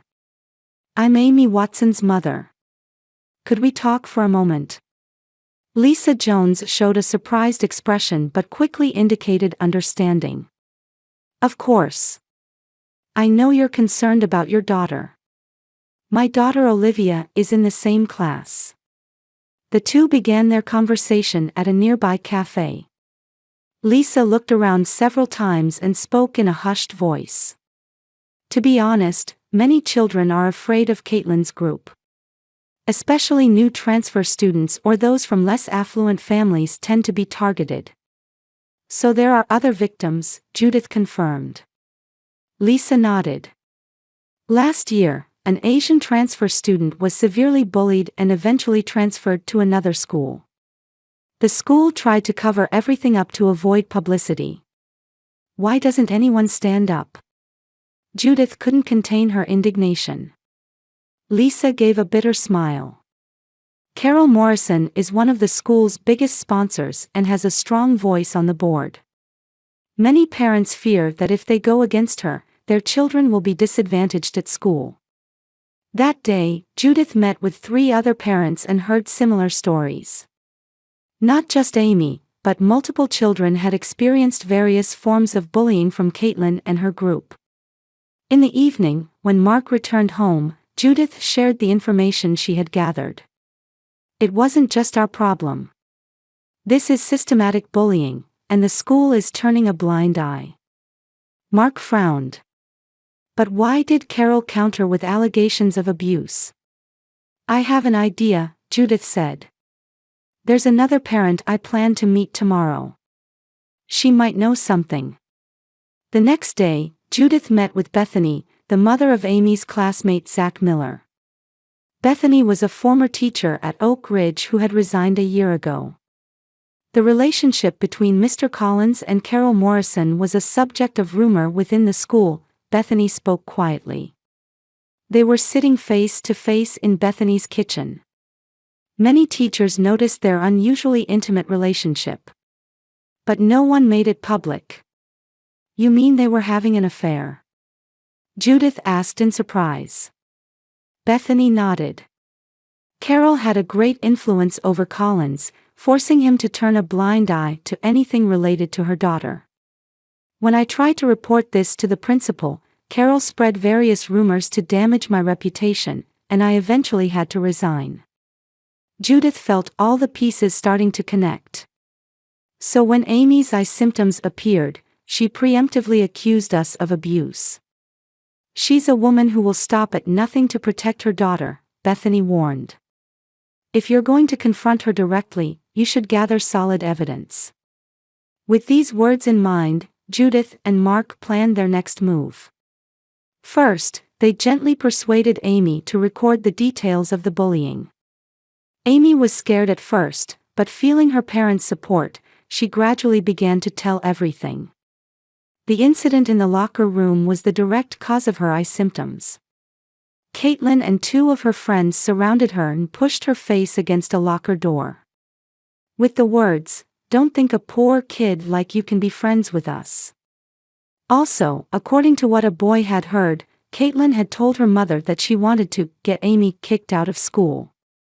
Having gathered all the information and obtained the doctor's certificate, Judith and Mark demanded a meeting with Principal Hamilton, the school's highest authority. Initially rejected by the secretary, they were quickly given an appointment when Mark hinted that his real estate company was involved in bidding for the construction of the school's new building. Friday morning, the two entered Principal Hamilton's office. Principal Hamilton was a dignified woman in her 60s who had been in education for over 30 years.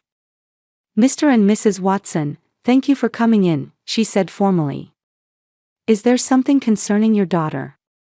"Yes, we are very concerned," Mark replied calmly. "Our daughter is experiencing serious bullying at this school, yet the school has not taken appropriate action." Principal Hamilton frowned. "I heard from Mr. Collins that it was just a quarrel between students." "This is not a quarrel," Judith said in a stern voice, placing a folder with photographs on the desk. "This is a traumatic subconjunctival hemorrhage diagnosed by a doctor. And these are testimonials from parents of other victims." She continued to produce more documents. "Here is the testimony of former teacher Bethany Miller.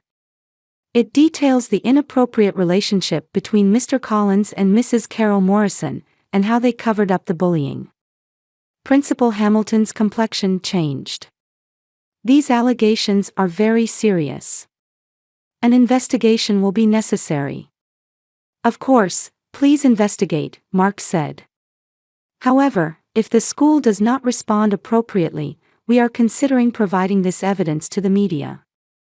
Judith continued, "Furthermore, we are considering legal action against Carol Morrison for making false reports to Child Protective Services." After a long silence, Principal Hamilton finally let out a deep sigh. "I understand. We will begin an investigation immediately. Mr. Collins will be temporarily removed from teaching, and Mrs. Morrison's position as a board member will be reconsidered." "Thank you," Judith said. "What we want is an environment where all children can learn safely. Not just for Amy, but for other children as well." Leaving the office, the two felt as if a great burden had been lifted. However, this was just the beginning. "Next, let's take this evidence to Child Protective Services," Mark said. "We need to expose Carol's false reporting." Judith nodded. "And most importantly, we need to tell Amy the truth and let her know that she never has to be afraid again." When they returned home, Amy was waiting for them with a tense expression. "How did it go?" she asked in a small voice. Judith embraced her daughter. "It's okay, Amy. The school will be on our side now. No one can hurt you anymore." Tears welled up in Amy's eyes, but they were tears of relief. For the first time, she could truly feel safe. And she felt no hesitation in calling Judith Mom. 1 month later, on an afternoon at Oak Ridge Academy, a new atmosphere pervaded the school grounds. Anti-bullying posters were displayed throughout the school, and workshops were regularly held in classrooms.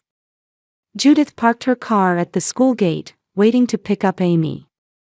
Unlike before, Amy came out chatting happily with a small group of friends. Her smile was brighter than anyone could have imagined just a few weeks ago. "Mom."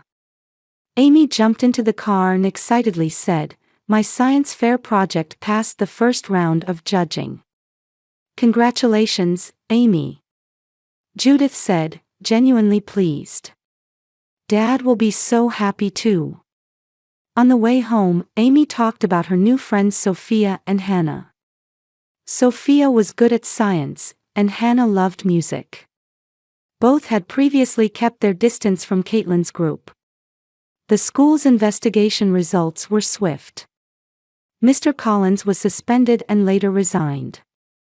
Carol Morrison resigned from the board and, without ever apologizing, transferred Caitlin to another private school. Mark and Judith ultimately decided to drop legal action against her. They wanted to move forward. When they arrived home, Mark was working on his laptop in the living room. When Amy shared her science fair news, he hugged his daughter. "This calls for a celebration," Mark said. "Let's eat out tonight. How about your favorite Italian restaurant, Amy?"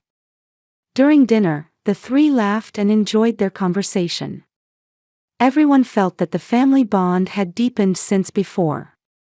Having overcome difficulties together, especially the relationship between Amy and Judith had changed significantly. "By the way," Mark said while eating dessert, "I received a call from Principal Hamilton. They're looking for a volunteer coordinator for the school's anti-bullying program. She wondered if you might be interested, Judith." Judith looked at her husband in surprise. "Me? A former nurse and a mother who stood up for children. Perfect choice, don't you think?" Mark smiled. Amy nodded enthusiastically. "You can definitely do it, Mom. Everyone would feel safe with you at school." Judith considered it thoughtfully. "Well, it might be meaningful." That weekend, the local newspaper published an article titled "Oak Ridge Academy Introduces Comprehensive Anti-Bullying Program." Judith Watson's name was mentioned as the coordinator of the new program. 1 year later, in the spring, Oak Ridge Academy was holding its annual science fair. Many parents and students gathered in the schoolyard, with booths for various projects lined up. Judith was busy moving around as the volunteer coordinator, but she intended to be present for Amy's presentation. As she passed by a group of parents, a familiar name caught her ear. "Yes, about Carol Morrison," one mother was saying in a low voice. "Her daughter Caitlin caused trouble at the new school too, and now they can't find another school. I heard Carol divorced her husband as well." "She brought it upon herself," another mother replied. "She was so haughty, but in the end." Judith cleared her throat to interrupt the conversation and walked past with a smile. The past was the past. She was now looking forward and moving on. At the Science Fair Awards ceremony, when Amy's name was called for the first prize, Judith and Mark applauded louder than anyone. Amy went up on stage with a confident expression and received the trophy. "I conducted this research with gratitude to my family who supported me during difficult times," Amy said in a brief speech. "Especially to my mom and dad who always believed in me and protected me." Judith's eyes welled up with tears of emotion. It had been a while since Amy had started calling her Mom without hesitation. A deep bond beyond blood ties had formed between them.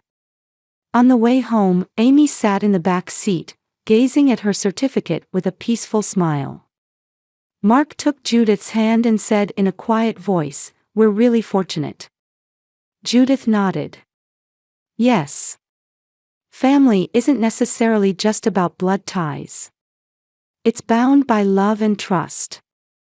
Outside the window, the spring breeze was scattering cherry blossom petals. There would still be challenges ahead. But they were no longer afraid. Because they now knew they could overcome them together.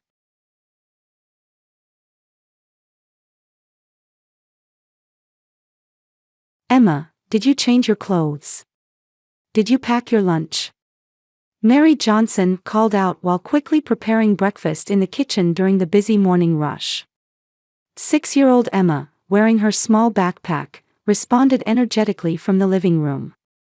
All set. You prepared everything yesterday, remember? Mary smiled as she rescued the toast that was about to burn. Life as a 32-year-old single mother required a tightrope walker's sense of balance every day. She worked as a nurse at the local hospital, managing night shifts while raising Emma alone. Remember, there's a brownie meeting today, so I've already told them I'll be picking you up a little late. The after-school club will look after you. Emma nodded and ran toward the cereal bowl Mary had prepared. Her bright smile had the magical power to melt Mary's heart even on the most exhausting days. Mom, when are we going to visit Grandma and Grandpa? Mary's hands paused for a moment at the sudden question. She took a deep breath and answered in the most natural voice she could manage. Well, they're busy, so. In reality, her relationship with her parents, Barbara and Robert, was complicated. The couple was enjoying a wealthy retirement. On the surface, they were refined and polite, but Mary had been troubled by their coldness since childhood. Her mother Barbara, in particular, always valued social appearances and propriety, directing a cold gaze toward the daughter who didn't meet her expectations.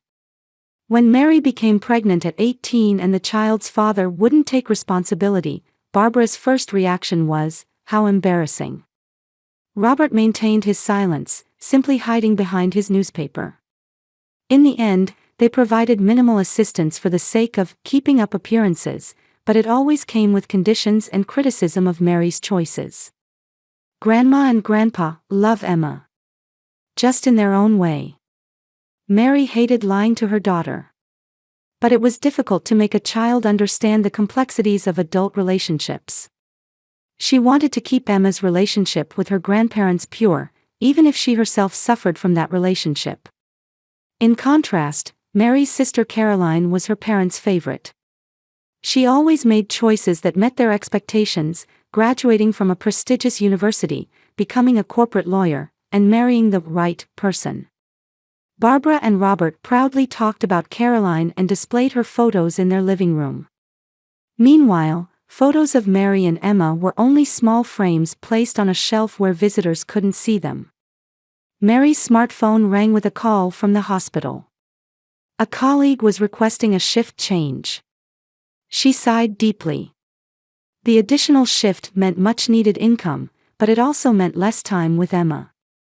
"Mom, are you okay?" Emma's innocent eyes looked up at Mary. Mary smiled gently. "I'm fine, just thinking about work." "Come on, finish eating and brush your teeth. We'll be late for school." While driving Emma to school, Mary watched her daughter in the rearview mirror. Emma was humming along to music through her earphones, looking out the window illuminated by the morning sun. Mary's heart was filled with love, even as she thought about the tense relationship with her parents. She had spoken with Caroline a few weeks ago. Her sister was, as usual, boasting about their parents, but seemed to notice when Mary became quiet. "Mary, I know it's always difficult to talk with you. But our parents are worried about you and Emma," Caroline said. "They're getting older, and we should spend more time together as a family.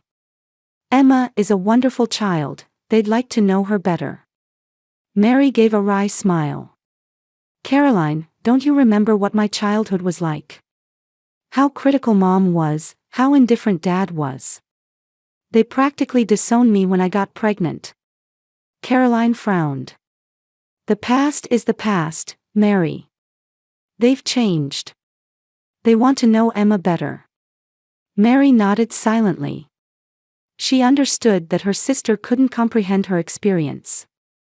After all, Caroline had always been the apple of their parents' eyes. When they arrived at school, Emma waved cheerfully and ran to her classroom. Mary smiled, vowing in her heart to protect this small being no matter what. Despite the difficult relationship with her parents, she intended to maintain minimal contact for Emma's sake. Even if it was only a superficial relationship, she wanted her daughter to know better family bonds. As Mary drove away, she wondered, would her parents ever change? Or would this cold relationship continue forever? She didn't know. All she could do now was focus on protecting, loving, and giving Emma the warm home that she herself never experienced. On her way to the hospital, Mary noticed a dull pain in her right side that she had been feeling for several days. She told herself it was just fatigue. As a nurse, she tended to prioritize her patients and daughter over her own health. Still, if something happened to her, who would she ask to take care of Emma? Her friends all led busy lives. Would her parents be the last resort? That thought left a seed of anxiety in her heart. Ms. Johnson, this condition requires emergency surgery. In the hospital examination room, Senior Dr. Richardson spoke with a stern expression while looking at Mary's test results. The pain in Mary's right side had worsened, and she had finally taken a colleague's advice to get examined. You have acute cholecystitis. The inflammation has progressed considerably, and there's a risk of gallbladder rupture if left untreated. I'd like to perform surgery today. Mary bit her lip. As a healthcare professional, she understood the seriousness of the diagnosis. Yet, despite being a nurse, she had neglected her own health, and this was the result. Is tomorrow not possible? I need to find someone to look after my daughter. Tomorrow might be too late. As a medical professional, you should understand. We'll make a surgery slot for this evening, so please start preparing immediately. Mary's mind was in confusion. What about Emma? Various options raced through her head.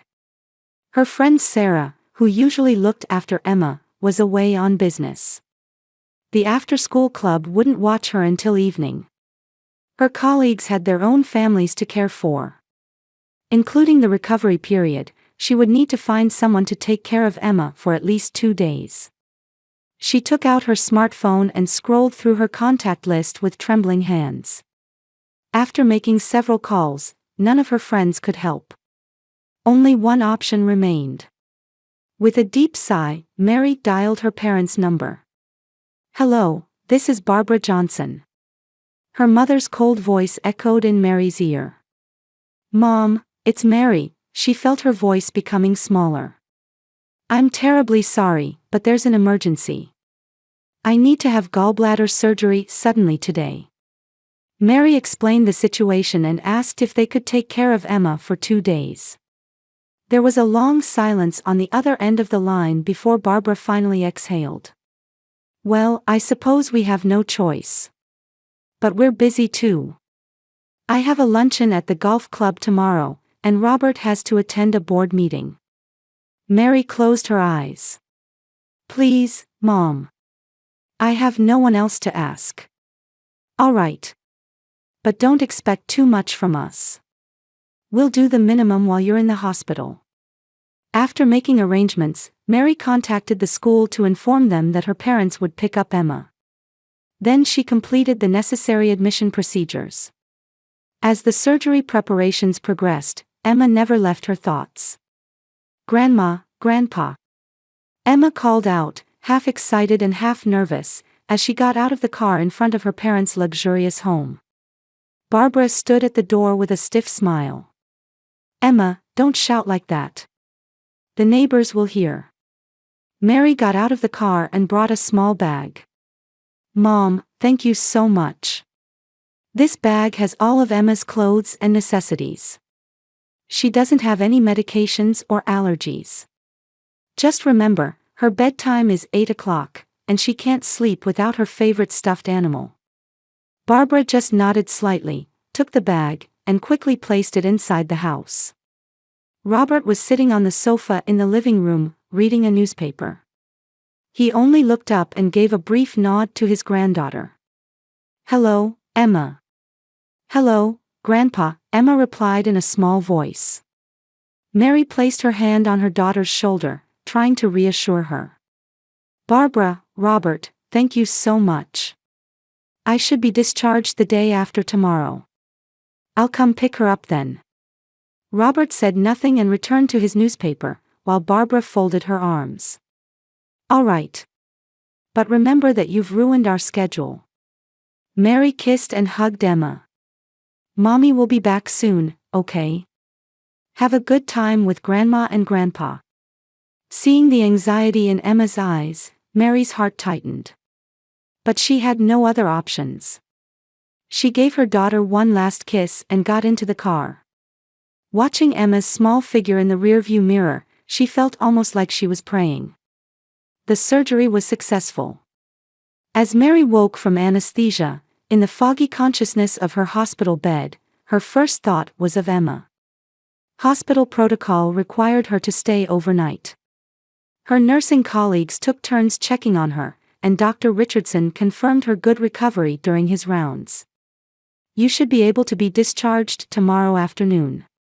Just don't lift heavy objects or make sudden movements for at least a week. Mary nodded.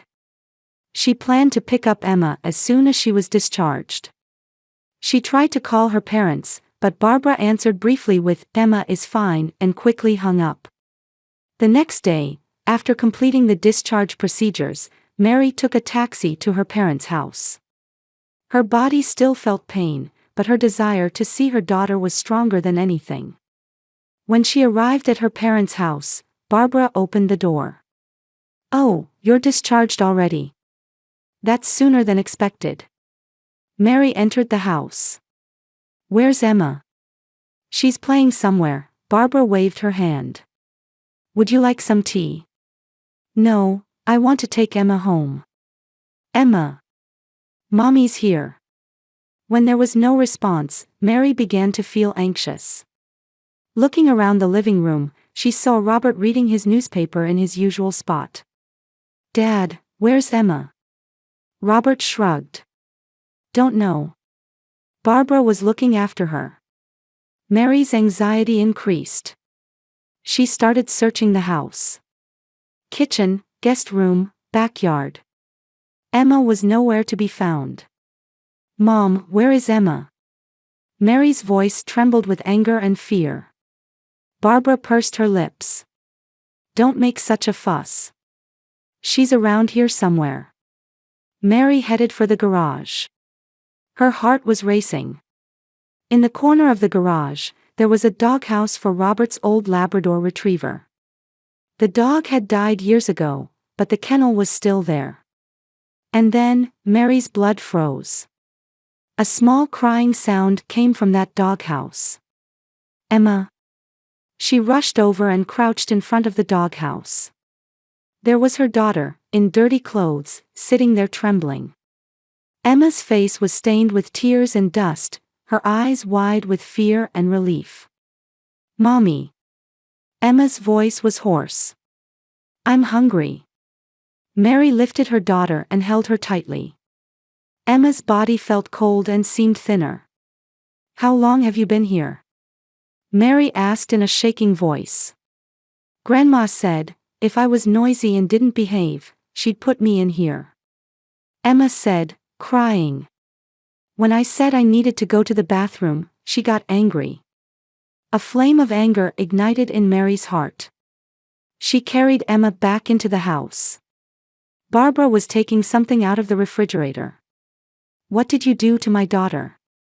Mary's voice was low and dangerous. Barbara turned around, showing a momentary expression of surprise before returning to an indifferent look. "Don't exaggerate. I was just disciplining her.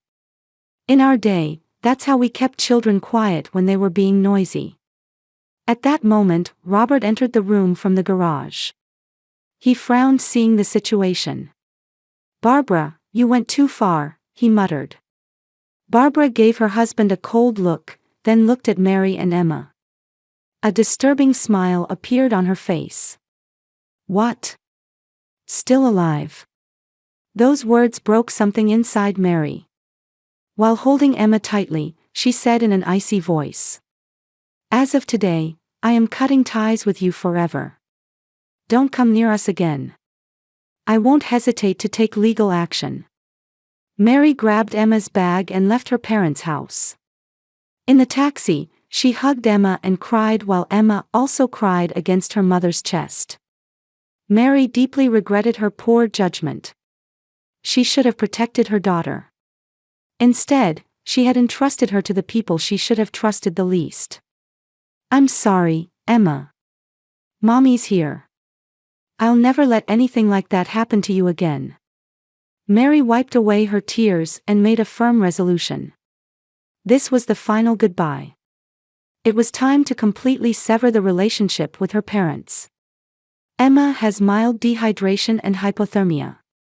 Physically, she should recover in a few days, but I recommend a specialist consultation for psychological trauma. Dr. Hopkins, the pediatrician, quietly explained in the examination room. Mary nodded while gazing at the small figure of Emma sleeping on the adjacent bed. It seemed she was given hardly any food for 2 days. Her bathroom use was also extremely restricted. Mary's chest tightened with pain. The emotional wound from the treatment her daughter received was many times more painful than her surgical incision. "Thank you, doctor. We'll provide all the necessary care." After returning home, Mary decided to take a week off from work. Her colleagues understood the situation and helped adjust shifts. Emma wanted to sleep in Mary's bed for a while. She woke up with nightmares several times during the night, crying and clinging to Mary. "Mom, will I be put in the doghouse again?" Each time she heard those words, Mary felt her heart being torn apart. "I will never let that happen, I promise. We'll never see those people again." A few days later, Mary was startled by a sudden doorbell. When she opened the door, Caroline was standing there. Her sister's face was clouded with worry. "Mary, what happened?" "Mom called and said you came barging in, yelling like a madwoman." Mary exhaled deeply and invited her sister in. In the living room, Emma, who had been watching TV, noticed Caroline and gave a small wave. "Hello, Aunt Caroline." Caroline responded with a smile but frowned when she noticed the paleness of Emma's face. "Emma, are you okay?" Mary encouraged Emma to eat a snack in the kitchen, moving to a place where their conversation wouldn't be heard. Then she began to tell everything that had happened. How her parents had treated Emma, especially Barbara's terrifying words, "still alive." Caroline's face changed color. "I can't believe it. Mom and Dad doing such things. You didn't know?" Mary asked quietly. "How coldly they treated me when I was a child." Caroline shook her head. I wasn't aware. I thought you were a difficult child, so they raised you strictly." Mary gave a wry smile. "A difficult child? I just wasn't what they expected. You were their perfect daughter. I was constantly criticized, sometimes even denied meals. That's why I wanted to leave home early. And when I got pregnant at 18, they practically threw me out." Tears welled up in Caroline's eyes. "I didn't know. I really didn't know." "I believe you," Mary said gently. "But I can't forgive what happened this time. Emma is an innocent child, yet they treated her like a dog." Caroline's expression became determined. "I'll see for myself." That afternoon, Caroline visited her parents' house. Barbara and Robert were surprised by their daughter's visit but welcomed her warmly as usual. However, they exchanged anxious glances when they noticed Caroline's cold expression. "Mom, Dad, I need to talk about Mary and Emma." Barbara rolled her eyes. "That girl is overreacting. We were just disciplining her." "Discipline?" Caroline's voice grew cold. "Locking a 6-year-old child in a doghouse, denying her food and bathroom access is discipline." Robert cleared his throat. Barbara went too far. "I didn't know." Pretending not to know, Caroline cut off her father's excuse. "Show me the garage." Barbara resisted, but finally opened the door to the garage under Caroline's pressure. Caroline approached the doghouse and looked inside. There was a small stuffed animal and half-eaten crackers. Evidence. This is. Caroline picked up the stuffed animal with trembling hands. Emma's.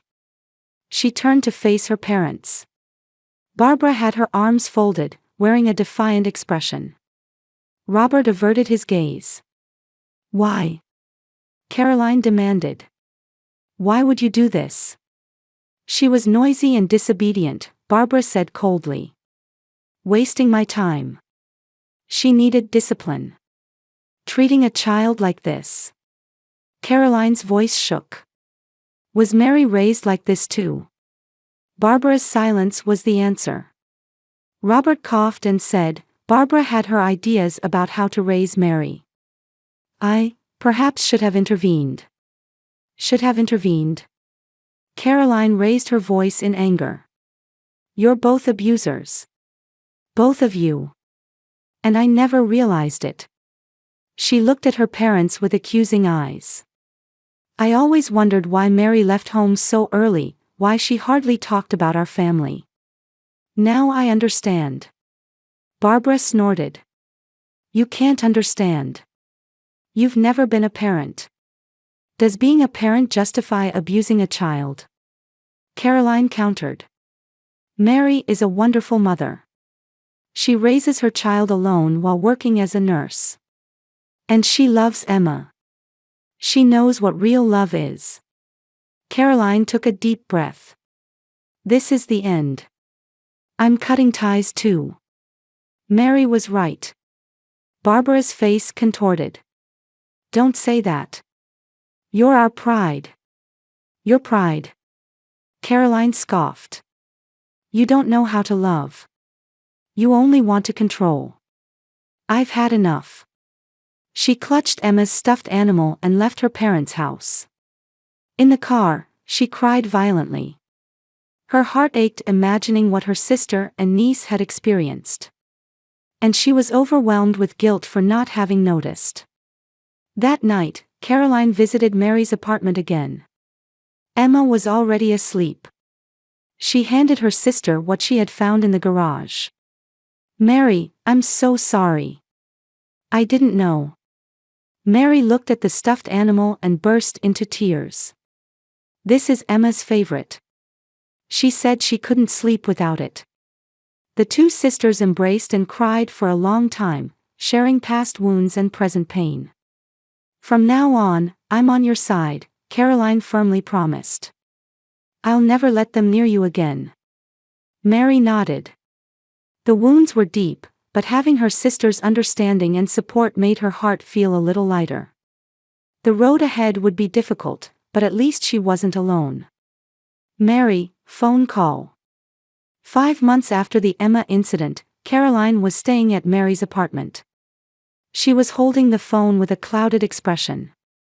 Mary was preparing Emma's breakfast in the kitchen. Who is it? Caroline hesitated. It's Mom. The air froze. Mary stopped what she was doing and took a deep breath. She had cut off all contact with her parents and had sent an official warning letter through her lawyer. What does she want? Dad has had a stroke. And Mom, she's been diagnosed with early-stage Parkinson's disease, Caroline said quietly. They both need care now. Mary pressed her lips together. Complex emotions swirled within her. Anger, resentment, and a faint, one she didn't want to admit, sympathy. Don't they have anyone else? They had lots of friends, didn't they? Caroline gave a wry smile. Seems they were all superficial relationships. No one is willing to take on long-term care. So they turn to us, Mary's voice was cold. They only remember family when it's convenient. Emma peeked in from the living room. Mom, is something wrong? Mary forced a smile. Nothing, Emma. Breakfast is ready. While Emma was eating breakfast, Mary and Caroline stepped onto the balcony. The fresh morning air eased the tension between them a little. What are you thinking? Caroline asked. Mary looked up at the sky. Honestly, I don't feel any obligation to care for them. Especially after they. Her throat tightened. I'll never forget the sight of Emma trembling in that doghouse. Caroline nodded silently. I understand. That's what I thought at first. But. Mom was crying on the phone. For the first time, I heard regret in her voice, Caroline said. She said she would leave most of their property to us. And, she seems to want to apologize. Mary scoffed. She thinks money can solve everything. I don't think that's it, Caroline said carefully. They're genuinely in trouble. And, this might be the process toward the end of their lives. Mary was silent for a long time. Let me think about it. That evening, after putting Emma to bed, Mary called Mr. Morrison, the lawyer representing her. She explained the situation and asked for advice. Ms. Johnson, you have no legal obligation to help them, Mr. Morrison answered calmly. However, regarding the management of their property, there are several options. 3 days later, Mary and Caroline held a meeting at the law firm. Mr. Morrison provided a detailed explanation of their parents' financial situation and care options. Mr. and Mrs. Barbara and Robert Johnson have expressed their intention to transfer most of their assets to you two sisters. In return, they ask that you arrange for their care. Mary looked through the documents. Their house. It can be sold. The funds should cover the costs of a care facility. Caroline looked at Mary. What do you want to do? Mary took a deep breath. I don't intend to forgive them. But. I'll do the minimum as a human being. The decision was made. Mary and Caroline agreed to take control of their parents' assets. However, they made it clear that they would not provide direct care. The parents' house would be sold, and the funds would be used to place them in an appropriate care facility. I have one condition, Mary told the lawyer. I want to donate part of the estate to a child abuse prevention organization. Mr. Morrison nodded. That's possible. As the document preparation progressed, Caroline asked Mary, Are you sure about this? Mary answered quietly, I cannot love them or forgive them. But I don't want to remain imprisoned by hatred either. This is my way of moving forward. A week later, Mary, Caroline, and the lawyer visited the hospital. Robert was lying in a hospital bed, looking smaller and weaker than before. Barbara was sitting in a chair, holding her husband's hand. A heavy silence fell when the parents saw their daughters. Mary, Caroline. Barbara's voice trembled. Thank you for coming. Mary suppressed her emotions and began speaking in a businesslike manner. We've consulted with our lawyer and developed a plan for managing your property and care. Mr. Morrison took out the documents and explained their contents. The parents' house would be sold, and the funds would be used for them to enter a modest but clean care facility. Part of the estate would be donated to a child abuse prevention organization. The remaining assets would be used for the parents' care expenses. Robert nodded silently. Tears welled up in Barbara's eyes. Mary, Apologies are not necessary, Mary interrupted calmly. This is not an emotional decision, but a practical solution. Barbara began to cry. But we really. Barbara, Caroline gently interjected. Let's sign the documents. We can discuss other matters later. After the document signing was completed and the lawyer had left, a heavy silence dominated the room. Is Emma well? Barbara asked in a small voice. Don't mention Emma, Mary's voice was ice cold. You have no right to know anything about Emma. Robert weakly raised his hand. We were wrong. We don't intend to ask for forgiveness. We don't expect to be forgiven. Mary stared at Robert.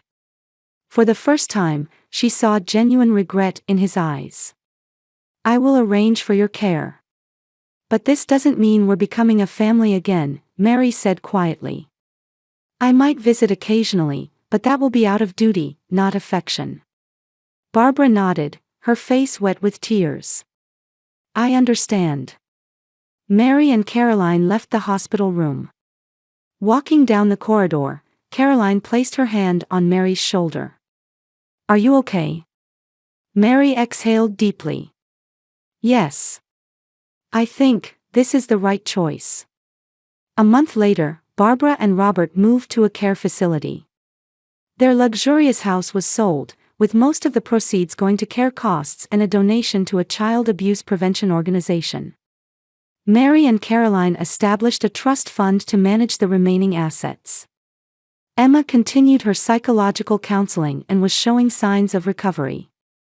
The nightmares were becoming less frequent, and she was gradually returning to being the lively girl she once was. Mary had returned to work and had also begun volunteering to support victims of child abuse. In her heart, she still had complex feelings toward her parents. She might never reach complete forgiveness, but at least she was no longer dominated by hatred. This was her path to peace. Mom, look. Emma's voice echoed from the backyard. Mary leaned out of the kitchen window and saw her 8-year-old daughter swinging high. Emma's laughter indicated that the memories of fear were fading. 2 years had passed. Many things had changed. Mary had been promoted at the hospital and had become the head nurse of the pediatric ward. She was using her own experience to train young nurses not to miss signs of abuse. Between work, she volunteered at a local child protection organization, and the support group she had established had become a sanctuary for parents with abused children. Caroline had become a partner at her law firm and was handling many child welfare-related cases. Her relationship with her sister and niece had deepened, and she visited Mary's house every weekend. I saw Emma's report card, Caroline said as she prepared for a barbecue in the backyard. It's really good. Mary smiled. Yes, the counseling has helped. According to her teacher, Emma has remarkable resilience. The two watched the daughter quietly. Emma hardly talked about the doghouse incident anymore.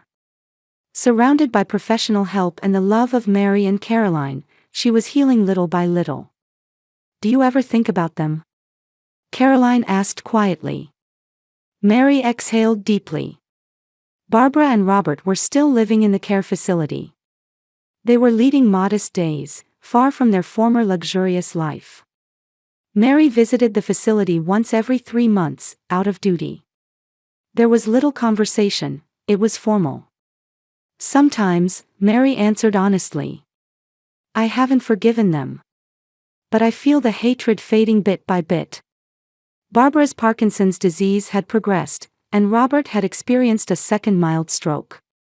Their former dignity and arrogance had receded, and they were now frail elderly people facing old age and illness. They try to apologize every time, Mary continued. But what matters to me isn't words. It's that Emma is healthy and happy, that's all. The sun was setting in the sky. Mary called Emma and began preparing dinner. Her apartment was small, but filled with love and warmth. The walls were decorated with Emma's drawings and photos of their travels. Sometimes I wonder, Mary said at the dinner table.